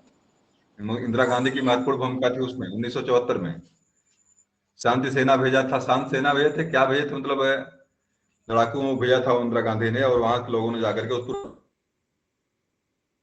किए थे वो लोग पाकिस्तान के। कीजिए, इंग्लैंड की रानी 1858 में भारत की महारानी घोषित होती हैं। राजा जॉर्ज पांचवें तथा रानी मेरी ने 1911 में दिल्ली दरबार रखा था। क्या भैया, अच्छा ठीक है। इसमें देखिए 3-4 कथन दिए हुए हैं, इसको मैं थोड़ा सा सही व्यवस्थित नहीं कर पाया था। पहला इसमें देखिए है इंग्लैंड की रानी 1858 में भारत की महारानी घोषित हुई थी। राजा जॉर्ज पांचवें तथा रानी मेरी 1911 में दिल्ली दरबार रखा था। इन कथनों में कौन सा सही है? केवल पहला सही है, केवल दूसरा सही है, पहला दूसरा दोनों सही है, ना तो पहला ना ही दूसरा सही। क्या सही करेंगे? दोनों सही है सर, क्योंकि उन्हीं के थी, मतलब स्वागत में से इसमें जो वायसराय, जो भारत का ये जो कानून बना था, ये इंग्लैंड की रानी उसमें कौन थी भाई? फिलहाल ये डेट ये नहीं है, डेट तो बिल्कुल बात सही है, लेकिन डेट 1858 नहीं है। और बिल्कुल सही है कि मतलब यहाँ का जो क्राउन वहां का आ गया था भारत में, लेकिन ये डेट सही नहीं है। इसमें बी वाला दूसरा सही है। इसमें राजा जॉर्ज पंचम आए थे और रानी मेरी ने 1911 में दिल्ली दरबार रखा था, 1911 में। और जानिएगा कि राजधानी जो है कलकत्ता से दिल्ली 1911 में ही आई थी। अंग्रेजों की राजधानी पहले कहाँ थी बताइए भाई? अंग्रेजों की राजधानी पहले कहाँ थी? कलकत्ता थी पहले राजधानी अंग्रेजों की। कलकत्ता राजधानी थी अंग्रेजों की। 1911 कलकत्ता से राजधानी उठकर कहाँ थी? दिल्ली आती है 1911 में। और 1911 में ही बंगाल का एकीकरण भी होता है। दोनों चीजें वहां पे होती हैं। चलिए ठीक है, तो इसका जवाब दूसरा सही आपका है, बी वाला।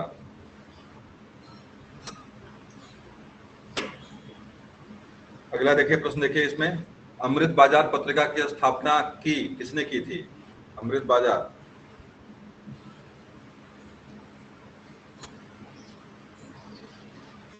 बंगला में शायद बंगाली भाषा में निकलती थी।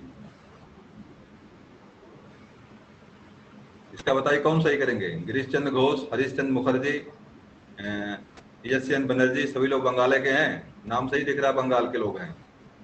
शिशिर कुमार घोष इसके हैं।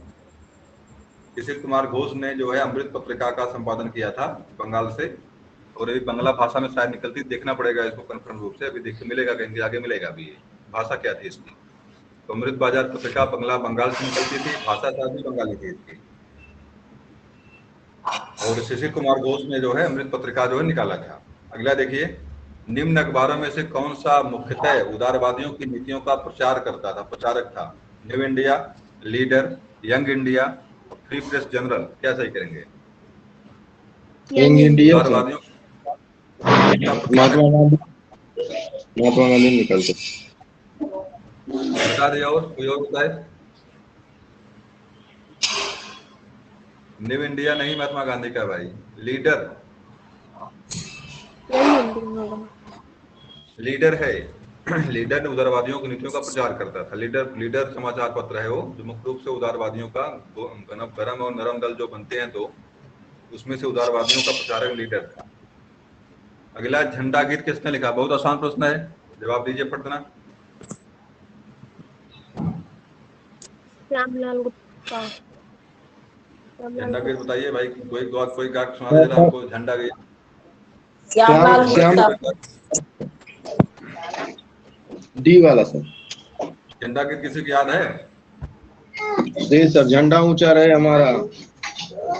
पूरा सुनाइए। विजय विश्व विजय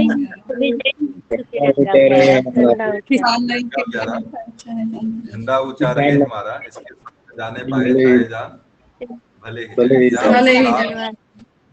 हमारा। इसके लेखक हैं, चलिए, झंडा गीत श्यामलाल गुप्त पार्षद ने लिखा है।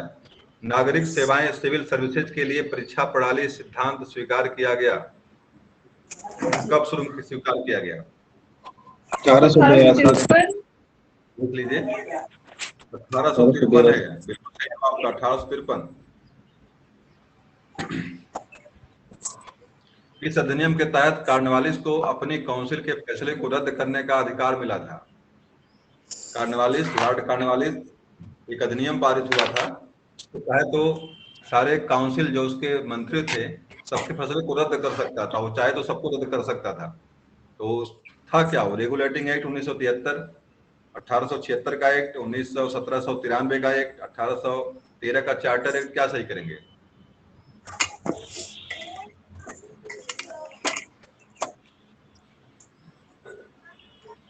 इसका 1786 है। 1786 का एक्ट है, इसी के तहत जो है लॉर्ड कार्नवालिस को जो है फैसले को रद्द करने का जो है निर्णय मिला, उसको अधिकार मिला था उसे। तो जानिएगा कि लॉर्ड कार्नवालिस का टाइम 1786 है। चलिए, 1786। अगला देख लीजिए। 1786 नहीं होगा भाई, 1786 में कहा? हाँ ठीक है, सब ठीक है, ठीक। अगला जाइए।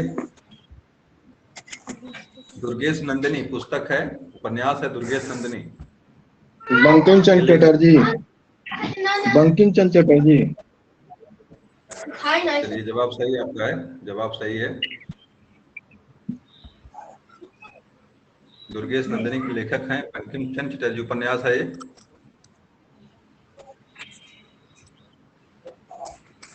अगला है, भारतीय राजनीति में 1947 के बाद किस महिला ने सर्वाधिक योगदान दिया? भारत के आजाद होने के बाद किस महिला ने सबसे अधिक योगदान दिया है? कमला रानी सिंह सर। अभी दिया था, इनको सब भूल गए इनको। इसका है अरुणा आसफ अली। जवाब आपका है अरुणा आसफ अली, जवाब इसका है।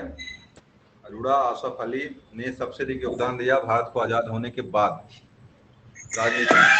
अरुणा आसफ अली। वंदे मातरम सबको पता है, कोई समस्या नहीं इसमें आनी चाहिए। बंकिम चंद्र चटर्जी ने लिखा इसको है। और रविन्द्रनाथ टैगोर का जनगण मनगढ़ हिबे करे।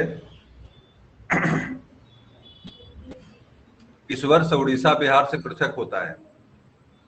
उड़ीसा बिहार से पृथक कब हुआ था? इसका मतलब क्या हो गया कि उड़ीसा पहले बिहार में ही था, बाद में बिहार से अलग होता है। तो कब अलग होता है? इसका डेट आपका है, सी वाला सही है, 1936 में उड़ीसा भारत से, एक उड़ीसा जो क्या करता है बंगाल से जो है बिहार से अलग होता। मतलब पहले उड़ीसा जो है पहले बिहार में ही था, बाद में अभी जल्दी में ही बिहार से अलग एक बन के झारखंड बना है। नहीं, झारखंड किससे अलग हुआ है? सर बिहार से झारखंड, बिहार से ही अलग हुआ। तो जल्दी में भी झारखंड अलग हुआ है। उत्तर प्रदेश से उत्तराखंड। हाँ बिल्कुल, यूपी से उत्तराखंड अलग हुआ है, आपके एमपी से छत्तीसगढ़ अलग हुआ है। एमपी से छत्तीसगढ़, यूपी से आपका उत्तराखंड, और आपके बिहार से आपके जो झारखंड। और कोई अलग हुआ है? एमपी से कोई अलग हुआ है? एमपी से चलिए छत्तीसगढ़ अलग हुआ है। तो इस तरह से आपका जो है कि राज्यों से अलग हुए। तो मतलब जानना आपको, एक बिहार से आपके उड़ीसा भी अलग हुआ था 1936 में। अगला आ जाइए। मिलान करना इसमें है। पुस्तक है history of the freedom movement in India. इसके लेखक कौन है भाई? चलिए, मैंने जो मिलान किया यहाँ पे सही सही सब मिलान किया, वो देख लीजिए आप, इसके लेखक कौन है। मिलान मैंने किया, सही किया सब है, गलत इसमें है ही नहीं कोई। History of the freedom movement in India, इसके लेखक हैं Tarachand. History of the freedom movement in Bihar के लेखक हैं के दत्ता। और precepts of Jesus, precepts of Jesus, Jesus कौन है भाई? बताएं कोई जीसस के बारे में, जीसस के बारे में कोई बताएगा? जीसस कौन है भाई?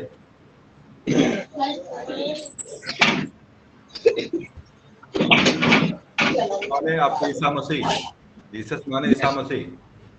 ईसा मसीह कौन है? सर ईसा मसीह कौन है?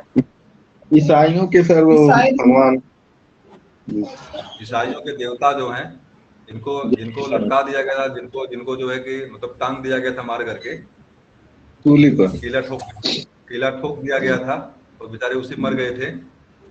तो ईसा मसीह जो थे ईसाइयों के धर्म गुरु हैं, और उन्हीं को जीसस के नाम से भी जानते हैं। प्रिसेप्ट ऑफ जीसस मतलब होता है जीसस के बारे में जो है जानकारी इसमें लिखा गया है। तो जाजा राम मोहन राय ने ये लिखा हुआ है। अगला है आवर इंडिया मुसलमान, हमारे इंडिया के मुसलमान, W हंटर ने इसको लिखा है। एक हंटर कमीशन भी आया था शिक्षा आयोग में। आप शिक्षा आयोग जो पढ़ेंगे, जो आपके मनोविज्ञान, क्या मनोविज्ञान में या शिक्षा विज्ञान में, तो वहाँ पे आपको हंटर आयोग मिलेगा एक। तो हंटर आयोग आपकी शिक्षा को लेकर बना। W हंटर ने जो है आवर इंडिया मुसलमान से लिखा है। पुस्तकें इंपॉर्टेंट, एक बार पुनः देख लीजिए। History of the freedom movement in India, history of the freedom movement in India, Tarachand ने लिखा है इसको है। History of the freedom movement in Bihar, के दत्ता ने लिखा है इसको है। प्रिसेप्ट्स ऑफ जीसस, राजा राम मोहन राय ने लिखा है। आवर इंडिया मुसलमान, W हंटर ने लिखा है इसको है। चलिए अगला देखिए। 1878 का वर्नाकुलर प्रेस एक्ट किसने रद्द किया था?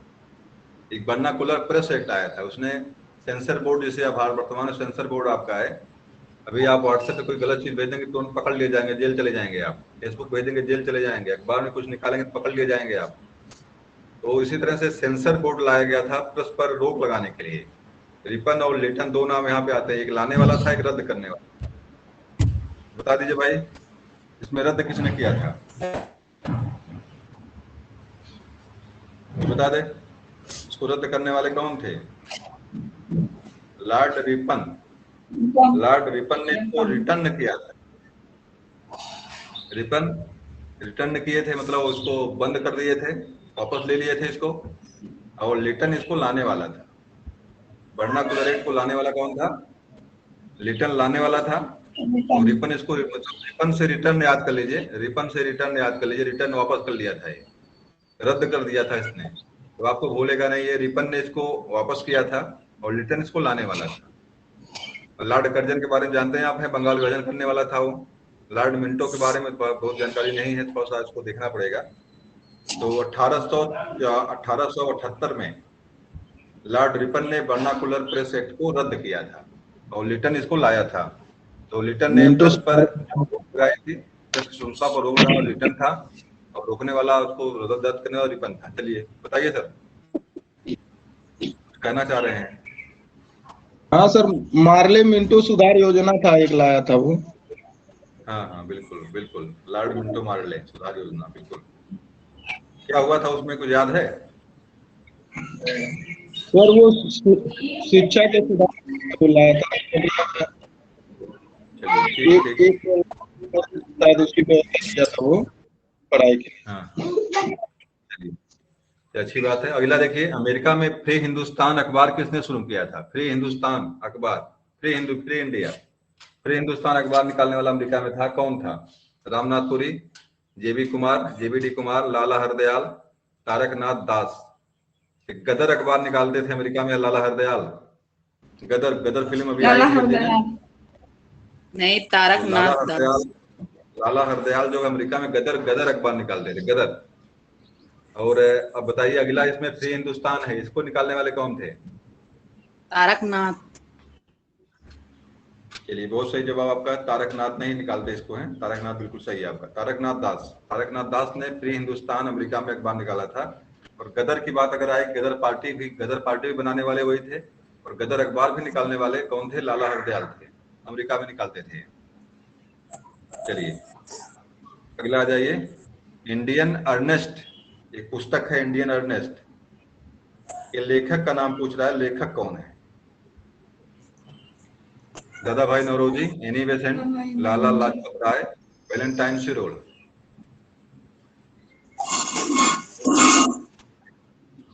चलिए इसके हैं वैलेंटाइन सिरोल, इसके हैं सर लाला लाजपत वैलेंटाइन सिरोल की पुस्तक है ये। लाला लाजपत राय को इंडियन अर्नेस्ट का वो जो मानता था कि मतलब यही भारत में जो है कि भारत को शांति लाने वाले लाला लाजपत राय हैं। वैलेंटाइन सिरोल ने जो है इंडियन अर्नेस्ट का दूत कहा है शायद लाला लाजपत राय का, इस तरह कुछ कथन है उनका। तो लाला लाजपत राय के बारे में जो बात आपकी बिल्कुल सही है। तो इस तरह कुछ कथन है वैलेंटाइन का, उसकी पुस्तक का नाम है इंडियन अर्नेस्ट, वैलेंटाइन सिरोल की पुस्तक है। चलिए आगे आ जाइए। स्वदेश वाहिनी के संस्थापक थे, स्वदेश वाहिनी, सीवी रमन, मुदालियर, ए रामकृष्ण पिल्ले, सीआर रेड्डी। चलिए इसका सी वाला सही है, ए रामकृष्ण पिल्ले। ये रामकृष्ण पिल्ले स्वदेश वाहिनी के संपादक थे। निम्नलिखित में से किस भाषा में दी इंडियन ओपिनियन पत्र नहीं छापा जाता था? एक भाषा थी जिसमें नहीं छपता, बाकी सब में छपता था इंडियन ओपिनियन। तो भाषा कौन सी थी? अंग्रेजी, गुजराती, तमिल, उर्दू। इसका जवाब है उर्दू शब्द है, इसका जवाब उर्दू। उर्दू में नहीं छपती थी, बाकी सब में छपती थी। अंग्रेजी में छपती थी, गुजराती में छपती थी, तमिल में छपती थी, लेकिन उर्दू में नहीं छपती थी इंडियन ओपिनियन। तो उर्दू भाषा में नहीं छपती, बाकी सब में छपती थी। 47 वाला डी सही इसका आपका है। तो हंटर कमीशन की रिपोर्ट में किसको विकास पर विशेष जोर दिया? मैंने अभी हंटर के बारे में बात की अभी आपसे, बता दीजिए जल्दी, उत्तर दे दीजिए इसका। हंटर कमीशन का संबंध किससे? बालिका शिक्षा। 3-4 चीज देखिए, शिक्षा सब इसमें जुड़ा हुआ है, शिक्षा सब इसमें है। बालिका शिक्षा, उच्च शिक्षा, प्राथमिक शिक्षा, तकनीकी शिक्षा। क्या सही करेंगे? आपने कहा बालिका, और भी बता दें। बालिका शिक्षा। आई थिंक सर उच्च प्राथमिक शिक्षा, इंटर कमीशन प्राथमिक शिक्षा है।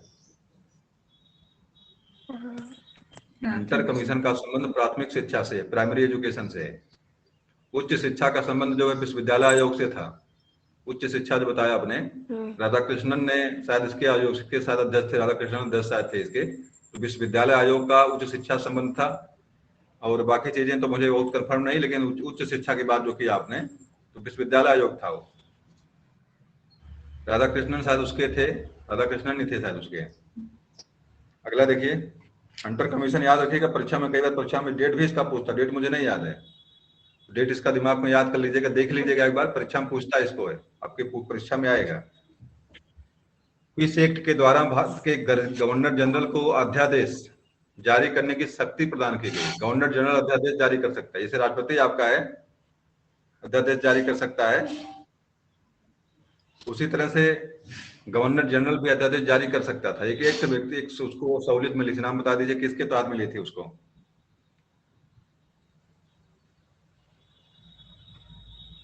अठारह सौ 1861 इंडियन काउंसिल 1861। दूसरा बी वाला सही, इसका जवाब बी वाला सही है, इसका जवाब बी वाला सही है। 1861 इंडियन काउंसिल एक्ट 1861 के तहत जो है एक गवर्नर जनरल को जो है अध्यादेश जारी करने का आदेश मिला। ये बताइए, राष्ट्रपति जो आदेश जारी करता है कितने महीने तक वैलिड रहता है वो? कितने महीने तक? 6 ठीक है। निम्न में से किसने सर्वप्रथम प्रेस सेंसरशिप लागू की थी? प्रेस सेंसरशिप, चलिए बता दीजिए।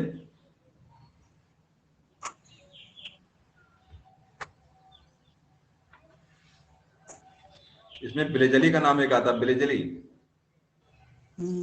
बिलेजली का नाम आता है। देखिए पहला नंबर 1 है बिलेजली, ए बिलेजली जो है प्रथम सेंसरशिप लागू करता है अखबारों पर, मतलब जो है कुछ पाबंदी करता है कि आपको अखबारों में ये चीज निकालना है, ये चीज नहीं निकालना है। लेकिन जो पढ़ना कुलना एक्ट लाने वाला कौन था? लिटन था। झाल मतलब एक तो इसके लिए कानून कौन लाया? प्रथम बार कार्य तो बेलजली ने किया, लेकिन कानून हाँ। लाने वाला आपका लिटन, उसको बंद करने वाला रिपन था। निम्नलिखित में सबसे बाद में क्या आया? हड़प नीति, बंगाल का विभाजन, अस्थाई बंदोबस्त, सहायक संधि, क्या सबसे बाद में आई? डेट इसको याद रहेगा वही बता पाएगा भाई। डेट किसी की याद नहीं है? स्थायी बंदोबस्त।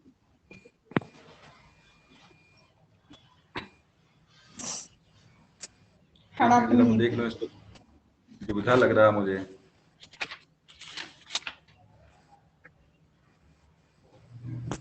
हड़प नीति।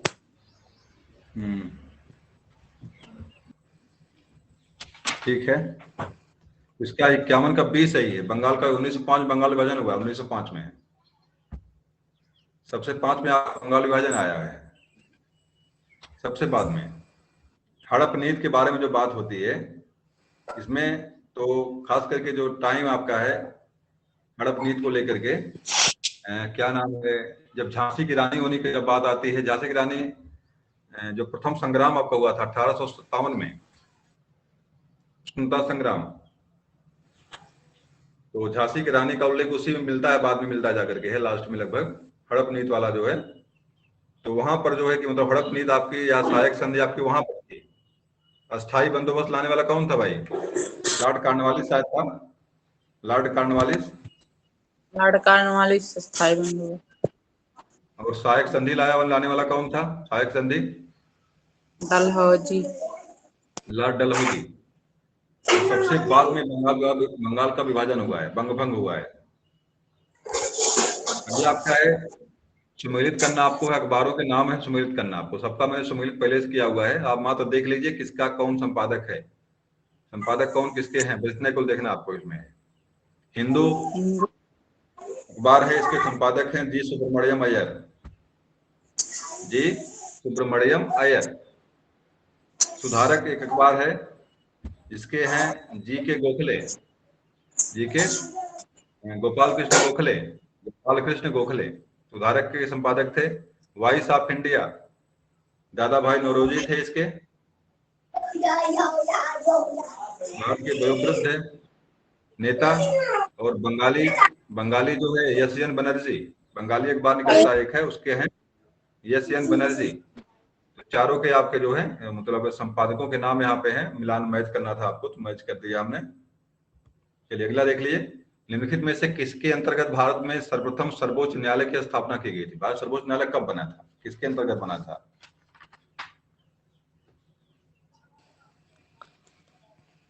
बताइए भाई, भारत में जो 1773 न्यायालय, हाँ? रेगुलेटिंग इसका एक्ट देखिए था। पहला वाला सही है, पहला वाला सही है। रेगुलेटिंग एक्ट 1773 में, 73 से जो है पहली बार भारत में जो है कि सर्वोच्च न्यायालय की स्थापना की गई थी। 4 न्यायालय बनाए गए थे, उस न्यायालय में सर्वोच्च न्यायालय बना गया रेगुलेटिंग एक्ट के तहत। पत्रकार के कर्तव्य का निर्वहन करते हुए जेल जाने वाले प्रथम भारतीय कौन थे?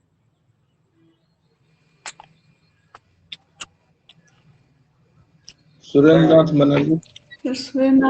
बाल गंगाधर तिलक थे। तिलक के साथ पुस्तक एक है गीता करके कुछ लिखे हैं, पुस्तक इनकी एक गीता करके कोई पुस्तक है, इसका नाम याद नहीं आ रहा है, गीता। चलिए ठीक है, इसमें याद नहीं आ रहा है। रहस्य। गीता रहस्य। गीता रहस्य लिखे, बहुत बढ़िया, गीता रहस्य लिखे हैं ये।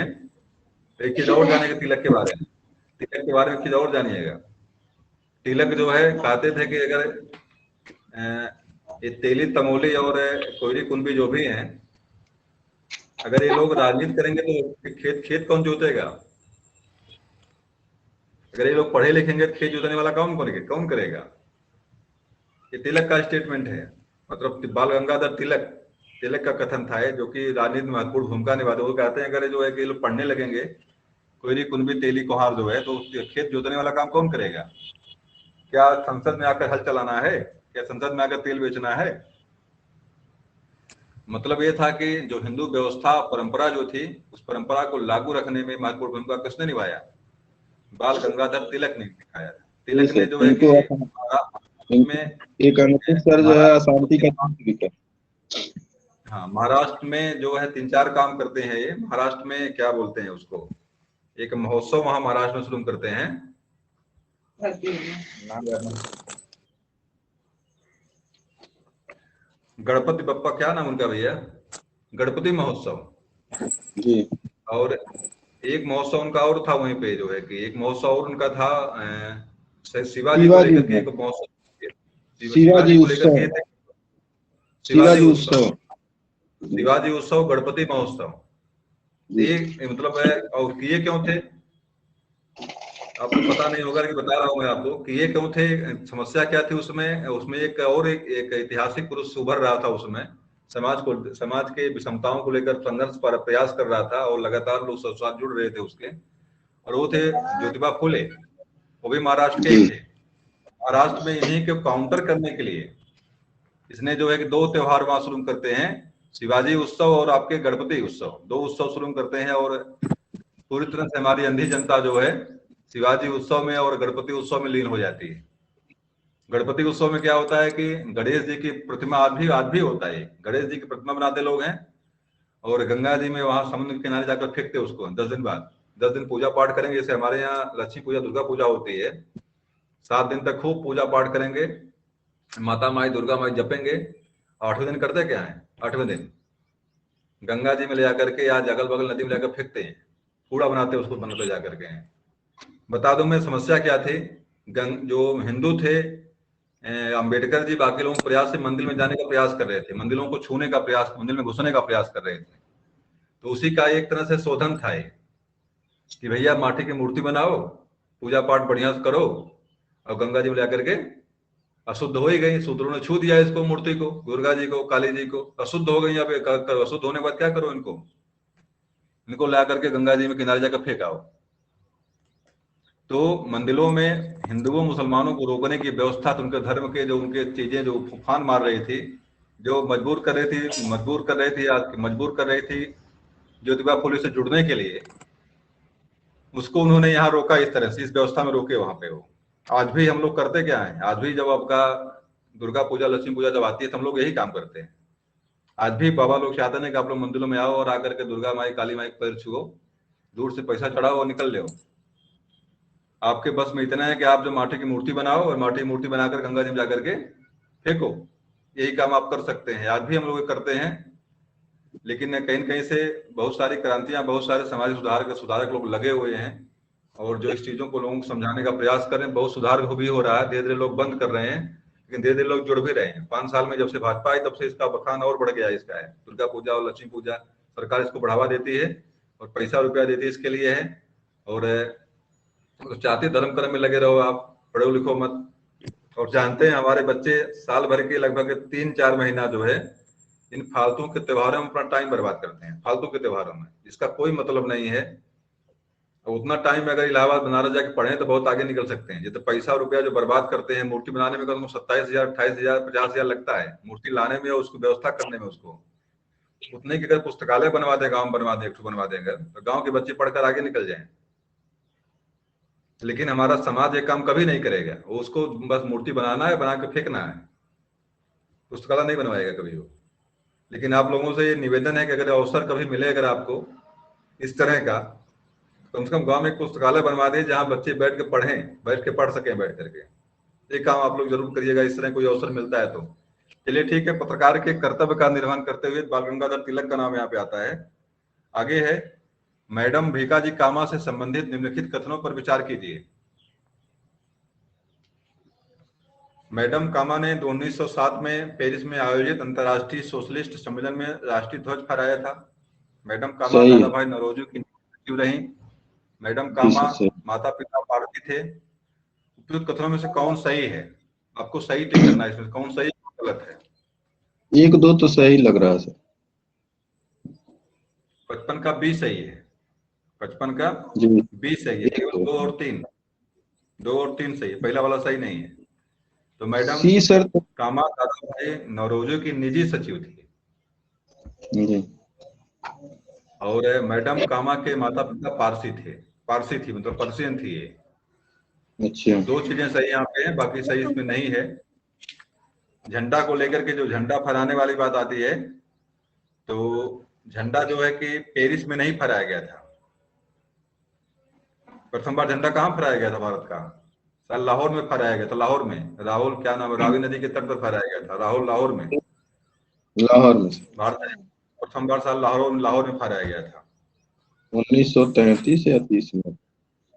डेट तो नहीं हमें याद है फिलहाल। अगला देखिए, स्वतंत्र भारत का अंतिम गवर्नर जनरल कौन था? C Rajagopalachari, Rajendra Prasad, Lord Mountbatten, Lord Canning. Lord Mountbatten. कौन थे भाई? सी राजगोपालाचारी। चलिए, बिल्कुल सही जवाब आपका है। स्वतंत्र भारत के प्रथम गवर्नर जनरल, जो अंतिम या प्रथम स्वतंत्र भारत के जी। जो बनते हैं, प्रथम भारतीय जो बनते हैं, सी राजगोपालाचारी थे। चलिए अगला देख लीजिए, गोदान और गबन सबको पता है, बता दीजिए फटना भाई।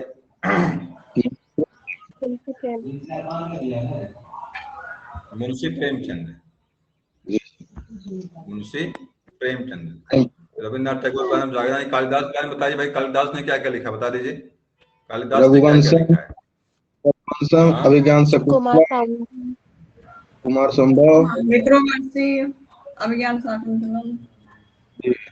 चलिए, मेघदूतम। एक चलिए मैं संग्रह। बता रहा हूँ आपको। हाँ बिल्कुल, देखिए, उपमा कालिदास से। एक बार परीक्षा में आप संस्कृत में पूछेगा आपसे, उपमा किसकी प्रसिद्ध है? तो कालिदास की प्रसिद्ध है। कालिदास। और दूसरी चीज है कि इनका अभिज्ञान शाकुंतलम नाटक जो इनका है, बड़ा फेमस है। और मेघदूतम, रघुवंश महाकाव्यम, ऋतु संहार इनका गीत काव्य है, याद रखिएगा। ऋतु संहार इनका पहला काव्य और गीत काव्य है, ऋतु संहार। और कुमार संभव महाकाव्य है। तो सारी चीजें कालिदास के बारे में है। और कालिदास को भारत का क्या बोलते हैं? Shakespeare of India. Shakespeare of India. Shakespeare of India. चलिए आगे आ जाइए। चलिए, पुणे आ गया, बनारस आ गया। तो इसके पहले भी जवाब मिला था, प्रश्न आया ही था ये। इसका जवाब पता हुआ हूँ, बता दीजिए। मदन मोहन मालवीय। मदन मोहन मालवीय। अगला है, guilty man of India's partition पुस्तक किसने लिखी है? Guilty man of India's partition, Bharat के बंटवारे का दोखी व्यक्ति, दुष्ट आदमी, किसने लिखा है? अब्दुल कलाम। राम मनोहर लोहिया। राम मनोहर लोहिया। और इन्हीं का एक पुस्तक था, द व्हील ऑफ, क्या नाम था, व्हील ऑफ हिस्ट्री, यही लिखे थे ना। इसके पहले मिली थी पुस्तक अभी, द व्हील ऑफ हिस्ट्री, मतलब इतिहास के पहिए। और guilty man of India's partition पुस्तक के लेखक कौन है? ये भी आपके डॉक्टर राज मनोहर लोहिया ही है। अगला है, इनमें से कौन भारत में मुसलमानों की उच्च शिक्षा के लिए पथ प्रदर्शक बने? अभी मैंने बताया इसके बारे में, बताइए भाई। अमीर अली, बदरुद्दीन तैयब जी, सैयद अली खान, सर सैयद अहमद खान। बदरुद्दीन तैयब। सैयद अहमद। अभी मैंने बताया इसके बारे में था, सर सैयद अहमद खान के बारे में। आपका अलीगढ़ का अलीगढ़ मुस्लिम विश्वविद्यालय किए थे। और मुसलमानों की उच्च शिक्षा, अंग्रेजी शिक्षा के पक्षकार थे। और प्रथम बार मुसलमानों के लिए उच्च शिक्षा के लिए विद्यालय खोलने वाले यही थे, सर सैयद अहमद खान ही थे। आज भी आपका अलीगढ़ में अलीगढ़ विश्वविद्यालय इन्हीं के नाम से है। अगला देखिए, इसमें है, गवर्नर ऑफ इंडिया एक्ट 1935 में क्या था? प्रांतीय स्वायत्तता का उपबंध, एक संघीय न्यायालय की स्थापना, केंद्र में अखिल भारत संघ का उपबंध। उपयुक्त कथनों में से कौन सही है? क्या सही करेंगे आप लोग इसमें से? प्रांतीय स्वायत्तता का उपबंध। तीनों सही है, तीनों सही इसमें है। 1 2 3 तीनों सही है। प्रांतीय स्वायत्तता का उपबंध था इसमें, एक संघीय न्यायालय स्थापना का उपबंध था इसमें, और केंद्र में अखिल भारतीय संघ का उपबंध था। केंद्र में अखिल भारतीय संघ का मतलब सारे राज्यों को इकट्ठा करके जो है संघ बनाया गया। तो इसका तीनों सही है, पहला दूसरा तीसरा तीनों सही है। अगला है, निम्नलिखित युग्म में से कौन सा एक सही सुमेलित नहीं है? इसमें से एक ऐसा है जो सुमेलित नहीं है, बताना आपको है। पिट्स इंडिया एक्ट, बताए भाई किसके समय में आया था? सही है सर, पिट्स इंडिया सही है, वारेन हेस्टिंग्स सही है। 68 का सी सही, इसमें 68 का सी है। चलिए देखिए, Pitt's India act, Warren Hastings सही है। Doctrine of lapse, doctrine of lapse का मतलब क्या है? राज हड़प नीति, जी हड़प सर। नीति। डॉक्ट्रिन ऑफ लैप्स का मतलब होता है गायब कर जाना, डॉक्ट्रिन मतलब होता है सिद्धांत। तो अंग्रेजी में दिया हुआ है, हिंदी में ना देकर अंग्रेजी में दिया हुआ है। बात तो सब वही है, बात तो जी सारी सर। वही है। तो राज हड़प नीति का जो था उसी की अंग्रेजी दिया हुआ है यहाँ पे, डॉक्ट्रिन ऑफ लैप्स। तो डलहौजी इसके हैं। वर्नाकुलर प्रेस एक्ट जो है, भी मैंने बताया, वर्नाकुलर प्रेस एक्ट का लिटन और रिटन से इसका संबंध है, लिटन और रिपन से। कर्जन का संबंध बंगाल विभाजन से था, तो कर्जन इसमें नहीं है, बाकी सब सही है। इल्बर्ट बिल का संबंध रिपन से है, इल्बर्ट बिल का संबंध रिपन से है। और वर्नाकुलर प्रेस एक्ट का भी संबंध शायद रिपन से ही है, रिपन ने रिटर्न किया था इसको, वर्नाकुलर प्रेस एक्ट को। तो कर्जन का संबंध इससे नहीं है, तो कर्जन वाला इसमें सी वाला जो है गलत है। 69 का देख लीजिए, 1935 में भारत सरकार अधिनियम की कुछ विशेषताएं थी। क्या विशेषताएं थी? 1935 का जो नियम जो बनाया गया था, क्या विशेषताएं थी इसमें, क्या सही करेंगे? गवर्नरी प्रांत में द्वैध शासन की समाप्ति, गवर्नरों की विधायी क्रियाओं में निषेधाधिकार, वीटो की शक्ति, सामुदायिक प्रतिनिधित्व के नियम में समाप्ति। उपयुक्त कथनों में से कौन सा सही है? तो दोनों सही है भाई, दोनों से, तीनों। बी वाला तीनों सही सही इसका है। है, बी वाला 1 और 2 इसका सही है। 1 और 2, 1 और 2 देख लीजिए कौन है? द्वैध शासन की समाप्ति। बताओ द्वैध शासन लाने वाला कौन था? द्वैध शासन किसने लागू किया था बंगाल में? Lord Clive. लॉर्ड क्लाइव का नाम सुना होगा आप लोगों ने। बंगाल में द्वैध शासन लागू किसने किया था? लॉर्ड क्लाइव ने किया था। और अगला इसमें सही जो है, गवर्नरों की विधायी क्रियाओं में निषेधाधिकार, शक्ति द्वारा स्वयं द्वारा विधि बनाना। तो 2 चीजें 1935 2 चीजें यहाँ पे हैं। चलिए अगला देख लीजिए, निम्नलिखित कथनों में से एक सही है। वर्ष 1946 में प्रांतीय सभाओं द्वारा भारत की संविधान सभा चुनी गई। क्या सही लग रहा है?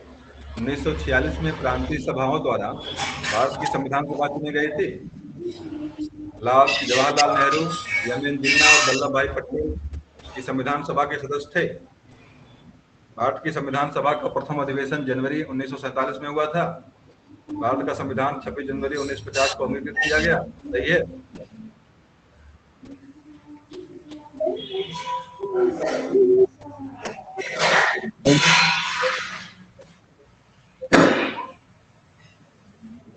ये तो इसमें सही लग रही है, बी वाला भी सही लग रहा है, बी वाला गलत बी है। वाला भी सही लग रहा है, पहला वाला भी सही लग रहा है। पहला वाला सही है, बी वाला नहीं सही है। 70 का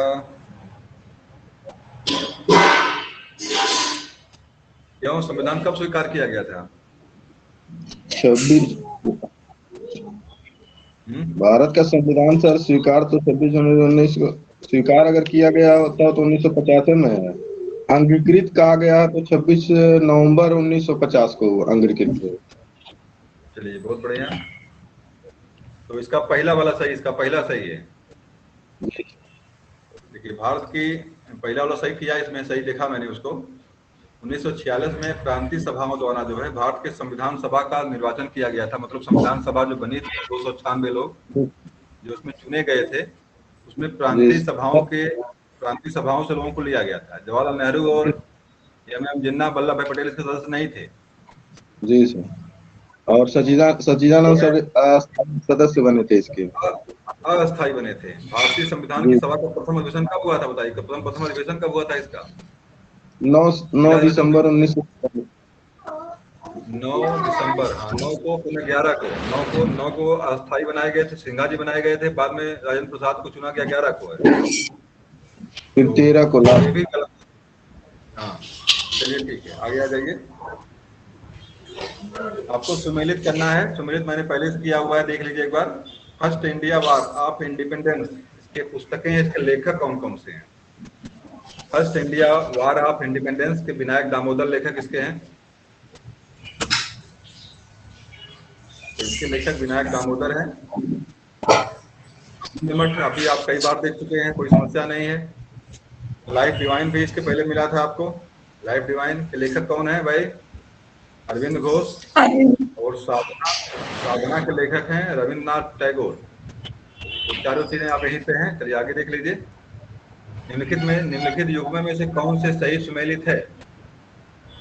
सही कौन मिला हुआ है? तो थियोडोर बैक करके है, Mohammad Anglo Oriental College, Hilbert bill Ripon अभी इसके पहले मिला था, सही है ये। में कौन से सही सुमेलित हैं? तो हिल्बर्ट बिल वाला रिपन अभी मिला था अभी ना, हिल्बर्ट बिल रिपन सही है ये। पहला वाला पता नहीं सही नहीं गलत है, इसको देखते हैं। फिरोज शाह मेहता, भारतीय राष्ट्रीय कांग्रेस, बदरुद्दीन तैयब जी ने मुस्लिम लीग की स्थापना किया था, ये भी सही है। तो सही कौन है? 88 देखते हैं सही कौन किया इसमें है। 88 का डी सही है। पहला, दूसरा और तीसरा, पहला, दूसरा और तीसरा है, चौथा गलत हो गया इसमें से।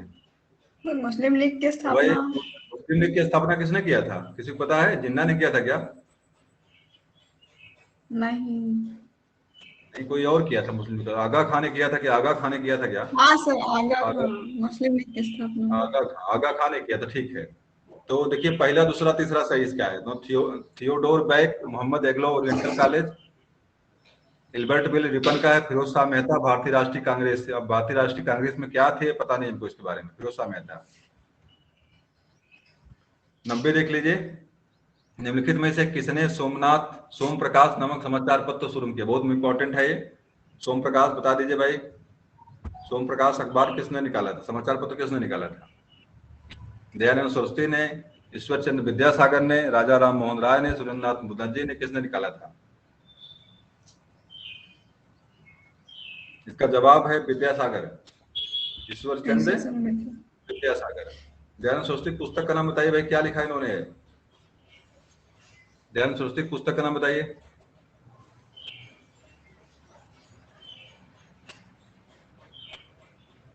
किसी को नहीं पता है? सत्यार्थ प्रकाश हिंदी में लिखी हुई पुस्तक, हिंदी में लिखी गई है पुस्तक, हिंदी में दिमाग में रखिएगा। और आर्य समाज के संस्थापक थे, आर्य समाज के संस्थापक सत्यार्थ प्रकाश पुस्तक इनकी है। तो दयानंद सरस्वती ने इसको लिखा है। ईश्वर चंद्र विद्यासागर का सोम प्रकाश है। और राजा राम मोहन राय के बारे में जानते हैं आप हैं, आधुनिक भारत के निर्माता कहे जाते हैं राजा राम मोहन राय। अंग्रेजी शिक्षा के पक्षधर थे और बहुत सारी चीजों ने किया। सती प्रथा का अंत किसने करवाया था भाई? सती प्रथा का अंत इन्होंने किया था। इसी के प्रयास से हुआ था। अंत तो नहीं कर पाए, लेकिन प्रयास तो अच्छा किए थे। और लॉर्ड किसने किया था? लॉर्ड कॉर्नवालिस ने शायद किया था 1929 में, 1829 में किया था लॉर्ड कॉर्नवालिस ने। तो चलिए ठीक, आगे देखिए। भारत के स्वदेशी आंदोलन के दौरान लिखा गया अमार सोनार बंगला, अभी इस पर चर्चा हमने किया था आप लोगों से। अमार सोनार बंगला स्वतंत्रता संग्राम में प्रोत्साहित किया और उसने बांग्लादेश के राष्ट्रगान के रूप में अपनाया। यह गीत किसने लिखा था? सबको पता है? बता दीजिए। रविन्द्रनाथ टैगोर। रविन्द्रनाथ टैगोर, ठीक। लॉर्ड मैकाले का संबंधित है, किससे संबंधित है?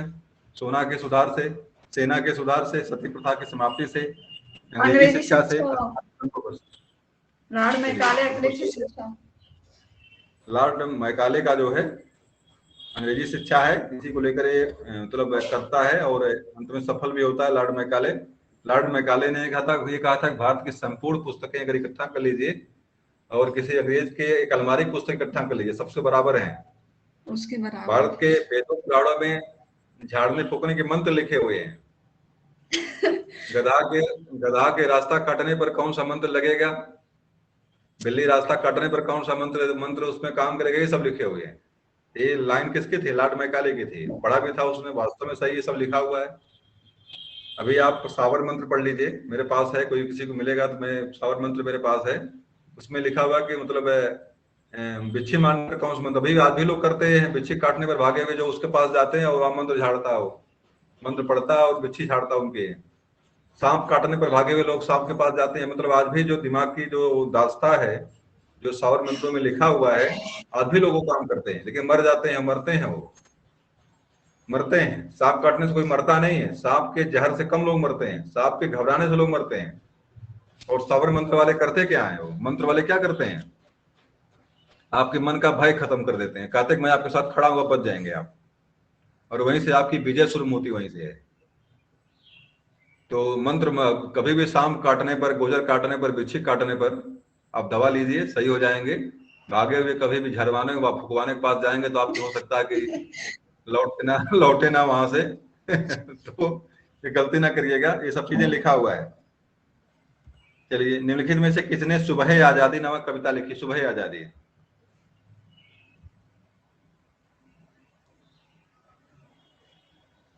इसका है फैज अहमद फैज। सुबह आजादी फैज अहमद फैज की है। मोहम्मद इकबाल की रचना बहुत प्रसिद्ध है, एक रचना बता दीजिए, मोहम्मद इकबाल ने क्या लिखा है? सारे जहां से अच्छा हिंदोस्तां हमारा, हम बुलबुलें हैं इसकी ये गुलसिता हमारा। रचना किसकी है? इकबाल। इसकी रचना एक और भी है, मुझे याद नहीं आ रही है, शायद इंडिया सांग करके इसने कुछ रचनाएं लिखा है। इंडिया सांग करके रचना लिखा मोहम्मद इकबाल की है।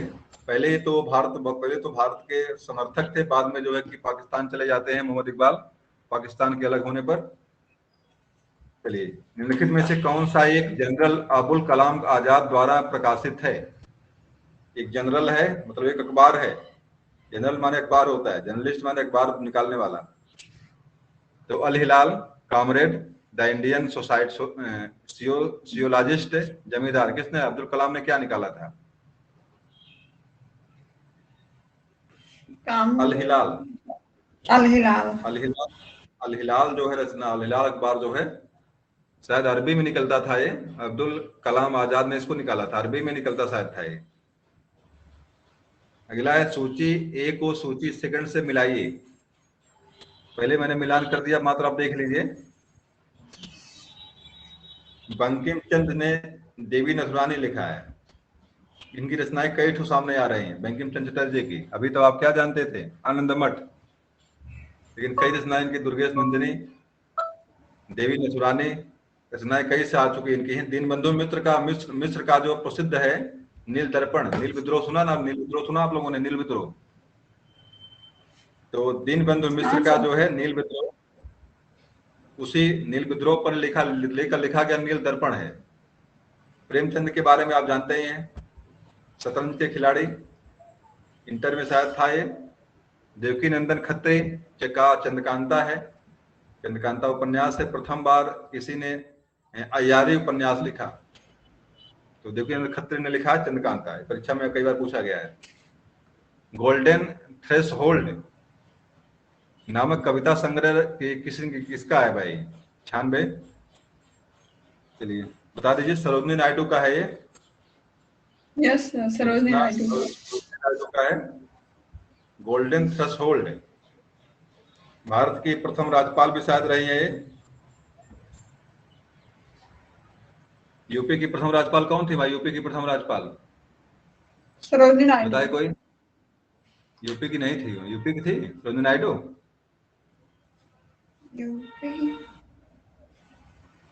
भारत की प्रथम राज्यपाल तो ठीक है, लेकिन यूपी के साथ विजयलक्ष्मी पंडित तो नहीं नीचे वाली हैं? विजयलक्ष्मी पंडित शायद ये जो है कि जवाहरलाल नेहरू की लड़की थी ये, जवाहरलाल नेहरू की लड़की है ये, देखना पड़ेगा इसको, मेरे दिमाग में मेरे सही याद नहीं रहा है, शायद यही है प्रथम राज्यपाल भारतीय यूपी की। अगला देखिए, निम्नलिखित में से कौन सा एक इतिहास के विषय में कार्ल मार्क्स से दृष्टिकोण का संक्षिप्त प्रवर्तन प्रस्तुत करता? कार्ल मार्क्स का नाम सुना आप लोगों ने?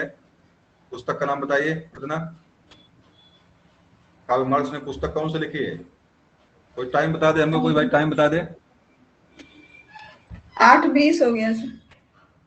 चलिए ठीक है, खत्म ही हो गया है। तो कार्ल मार्क्स ने बताइए, कार्ल मार्क्स पुस्तक का नाम बताइए। दास कैपिटल, कई बार मैंने बताया आप लोगों को है, दास कैपिटल पुस्तक है कार्ल मार्क्स की। और इसका संबंध जो है शोषित और शोषण, जो सी वाला देखिए, ये वाला शोषित और शोषित वर्गों के बीच संघर्ष का कहानी है, ये सिलसिला है, ये दास कैपिटल। तो कार्ल मार्क्स का डिस्कोर्ड भी मार्क्सवादी था ये, और जन्म तो इसका जर्मनी में हुआ था, लेकिन इसकी क्रांति इसकी रूस में होती है।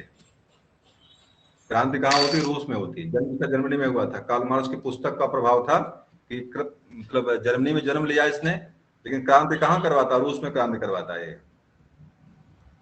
अगला है, भारत में प्रथम 3 विश्वविद्यालय कलकत्ता, मद्रास, बंबई की स्थापना किस वर्ष हुई थी? 1857 में, 1881 में, 1855 में, 85 में, 1905 में।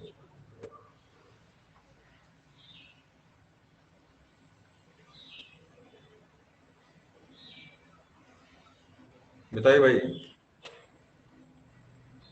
57 का डेट है ये, 1857 का डेट है ये। पहला वाला सही इसका है 1857 में, जहाँ पे जब पहली बार जो है कि क्या बोलते हैं, जो स्वतंत्रता संग्राम जो हुआ था आपका, तो वहीं पर 3 विद्यालय की स्थापना हुई। कलकत्ता में, मद्रास में, मुंबई में 3 विद्यालयों की स्थापना भी हुई थी। सुमेलित करना है, सुमेलित पहले से किया गया है, देख लीजिए एक बार। भारत मित्र का हिंदी, भारत मित्र हिंदी में छपता था। राष्ट्रमत जो है मराठी में छपता था। प्रजा मित्र है गुजराती में छपता था। नायक जो है बंगाली में छपता था, बंगला में। ये 4 अखबार हैं आपके, राष्ट्रमित्र, राष्ट्रमत, प्रजा मित्र और नायक। नायक बंगला में छपता था और भारत मित्र जो हिंदी में छपता था। राष्ट्रमत जो है मराठी में, प्रजा मित्र गुजराती में। निम्नलिखित में से किस गवर्नर जनरल ने भारत की प्रशंसा विदा सिविल सेवा का सृजन किया, जो कालांतर में भारतीय सिविल सेवा के नाम से जानी गई? भारतीय सिविल सेवा बाद में बनती है, तो किसने शुरू किया था भाई इसको?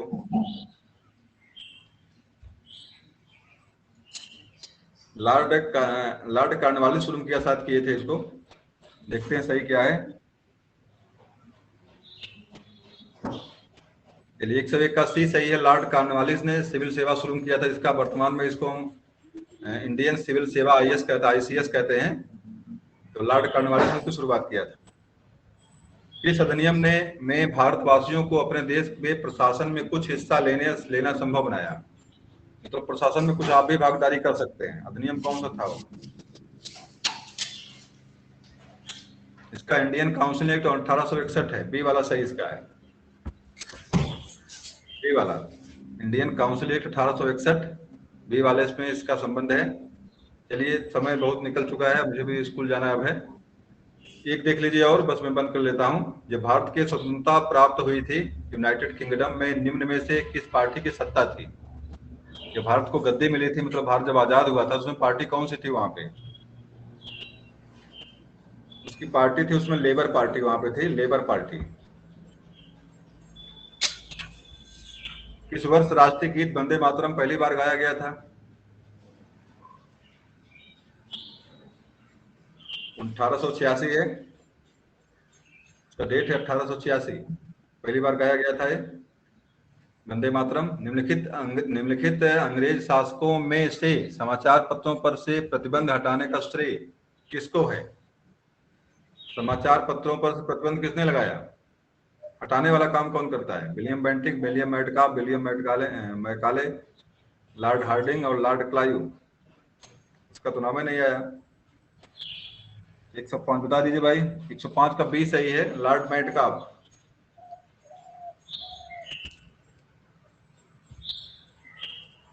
बंबई, मद्रास और कलकत्ता में उच्च न्यायालय की स्थापना कब हुई थी? इसका है 1861।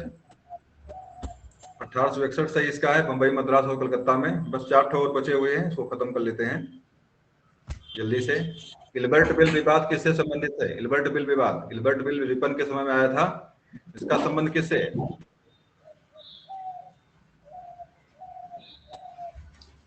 इसका देखिए है सी वाला।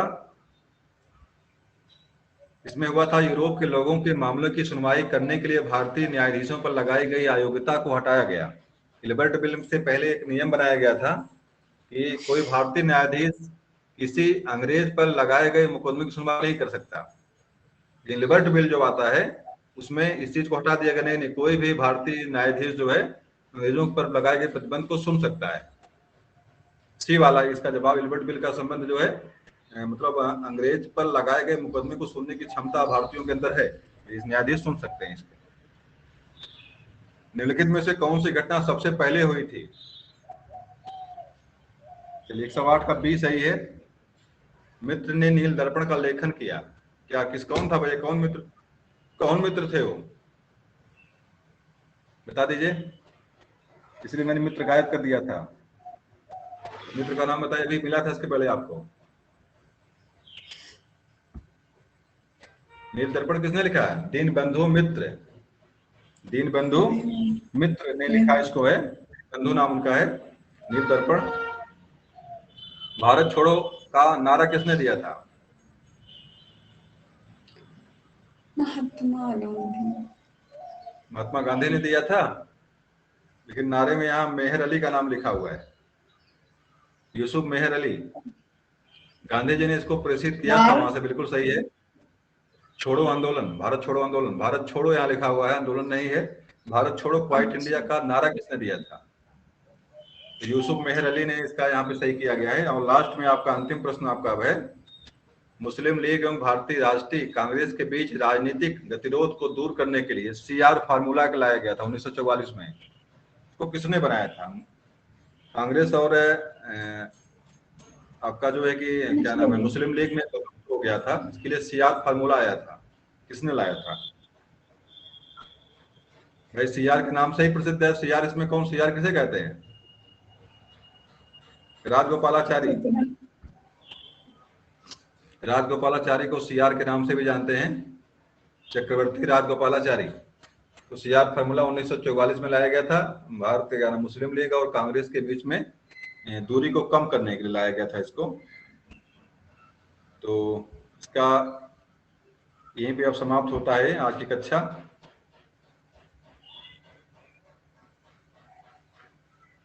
चलिए, तो आज की क्लास यहीं पे समाप्त करते हुए हैं। जरा हम लौट आए भाई, कहाँ चले गए हम यहाँ से,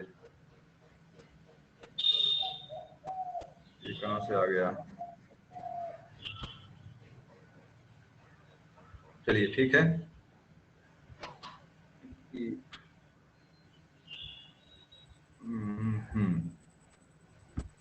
चलिए, कक्षा जुड़े रहने वाले आप लोगों को बार बार धन्यवाद। राजेश जी, सुनील, संगीता और स्वाति, आप लोग जुड़े रहे। और कक्षा को हम समाप्त करते हैं।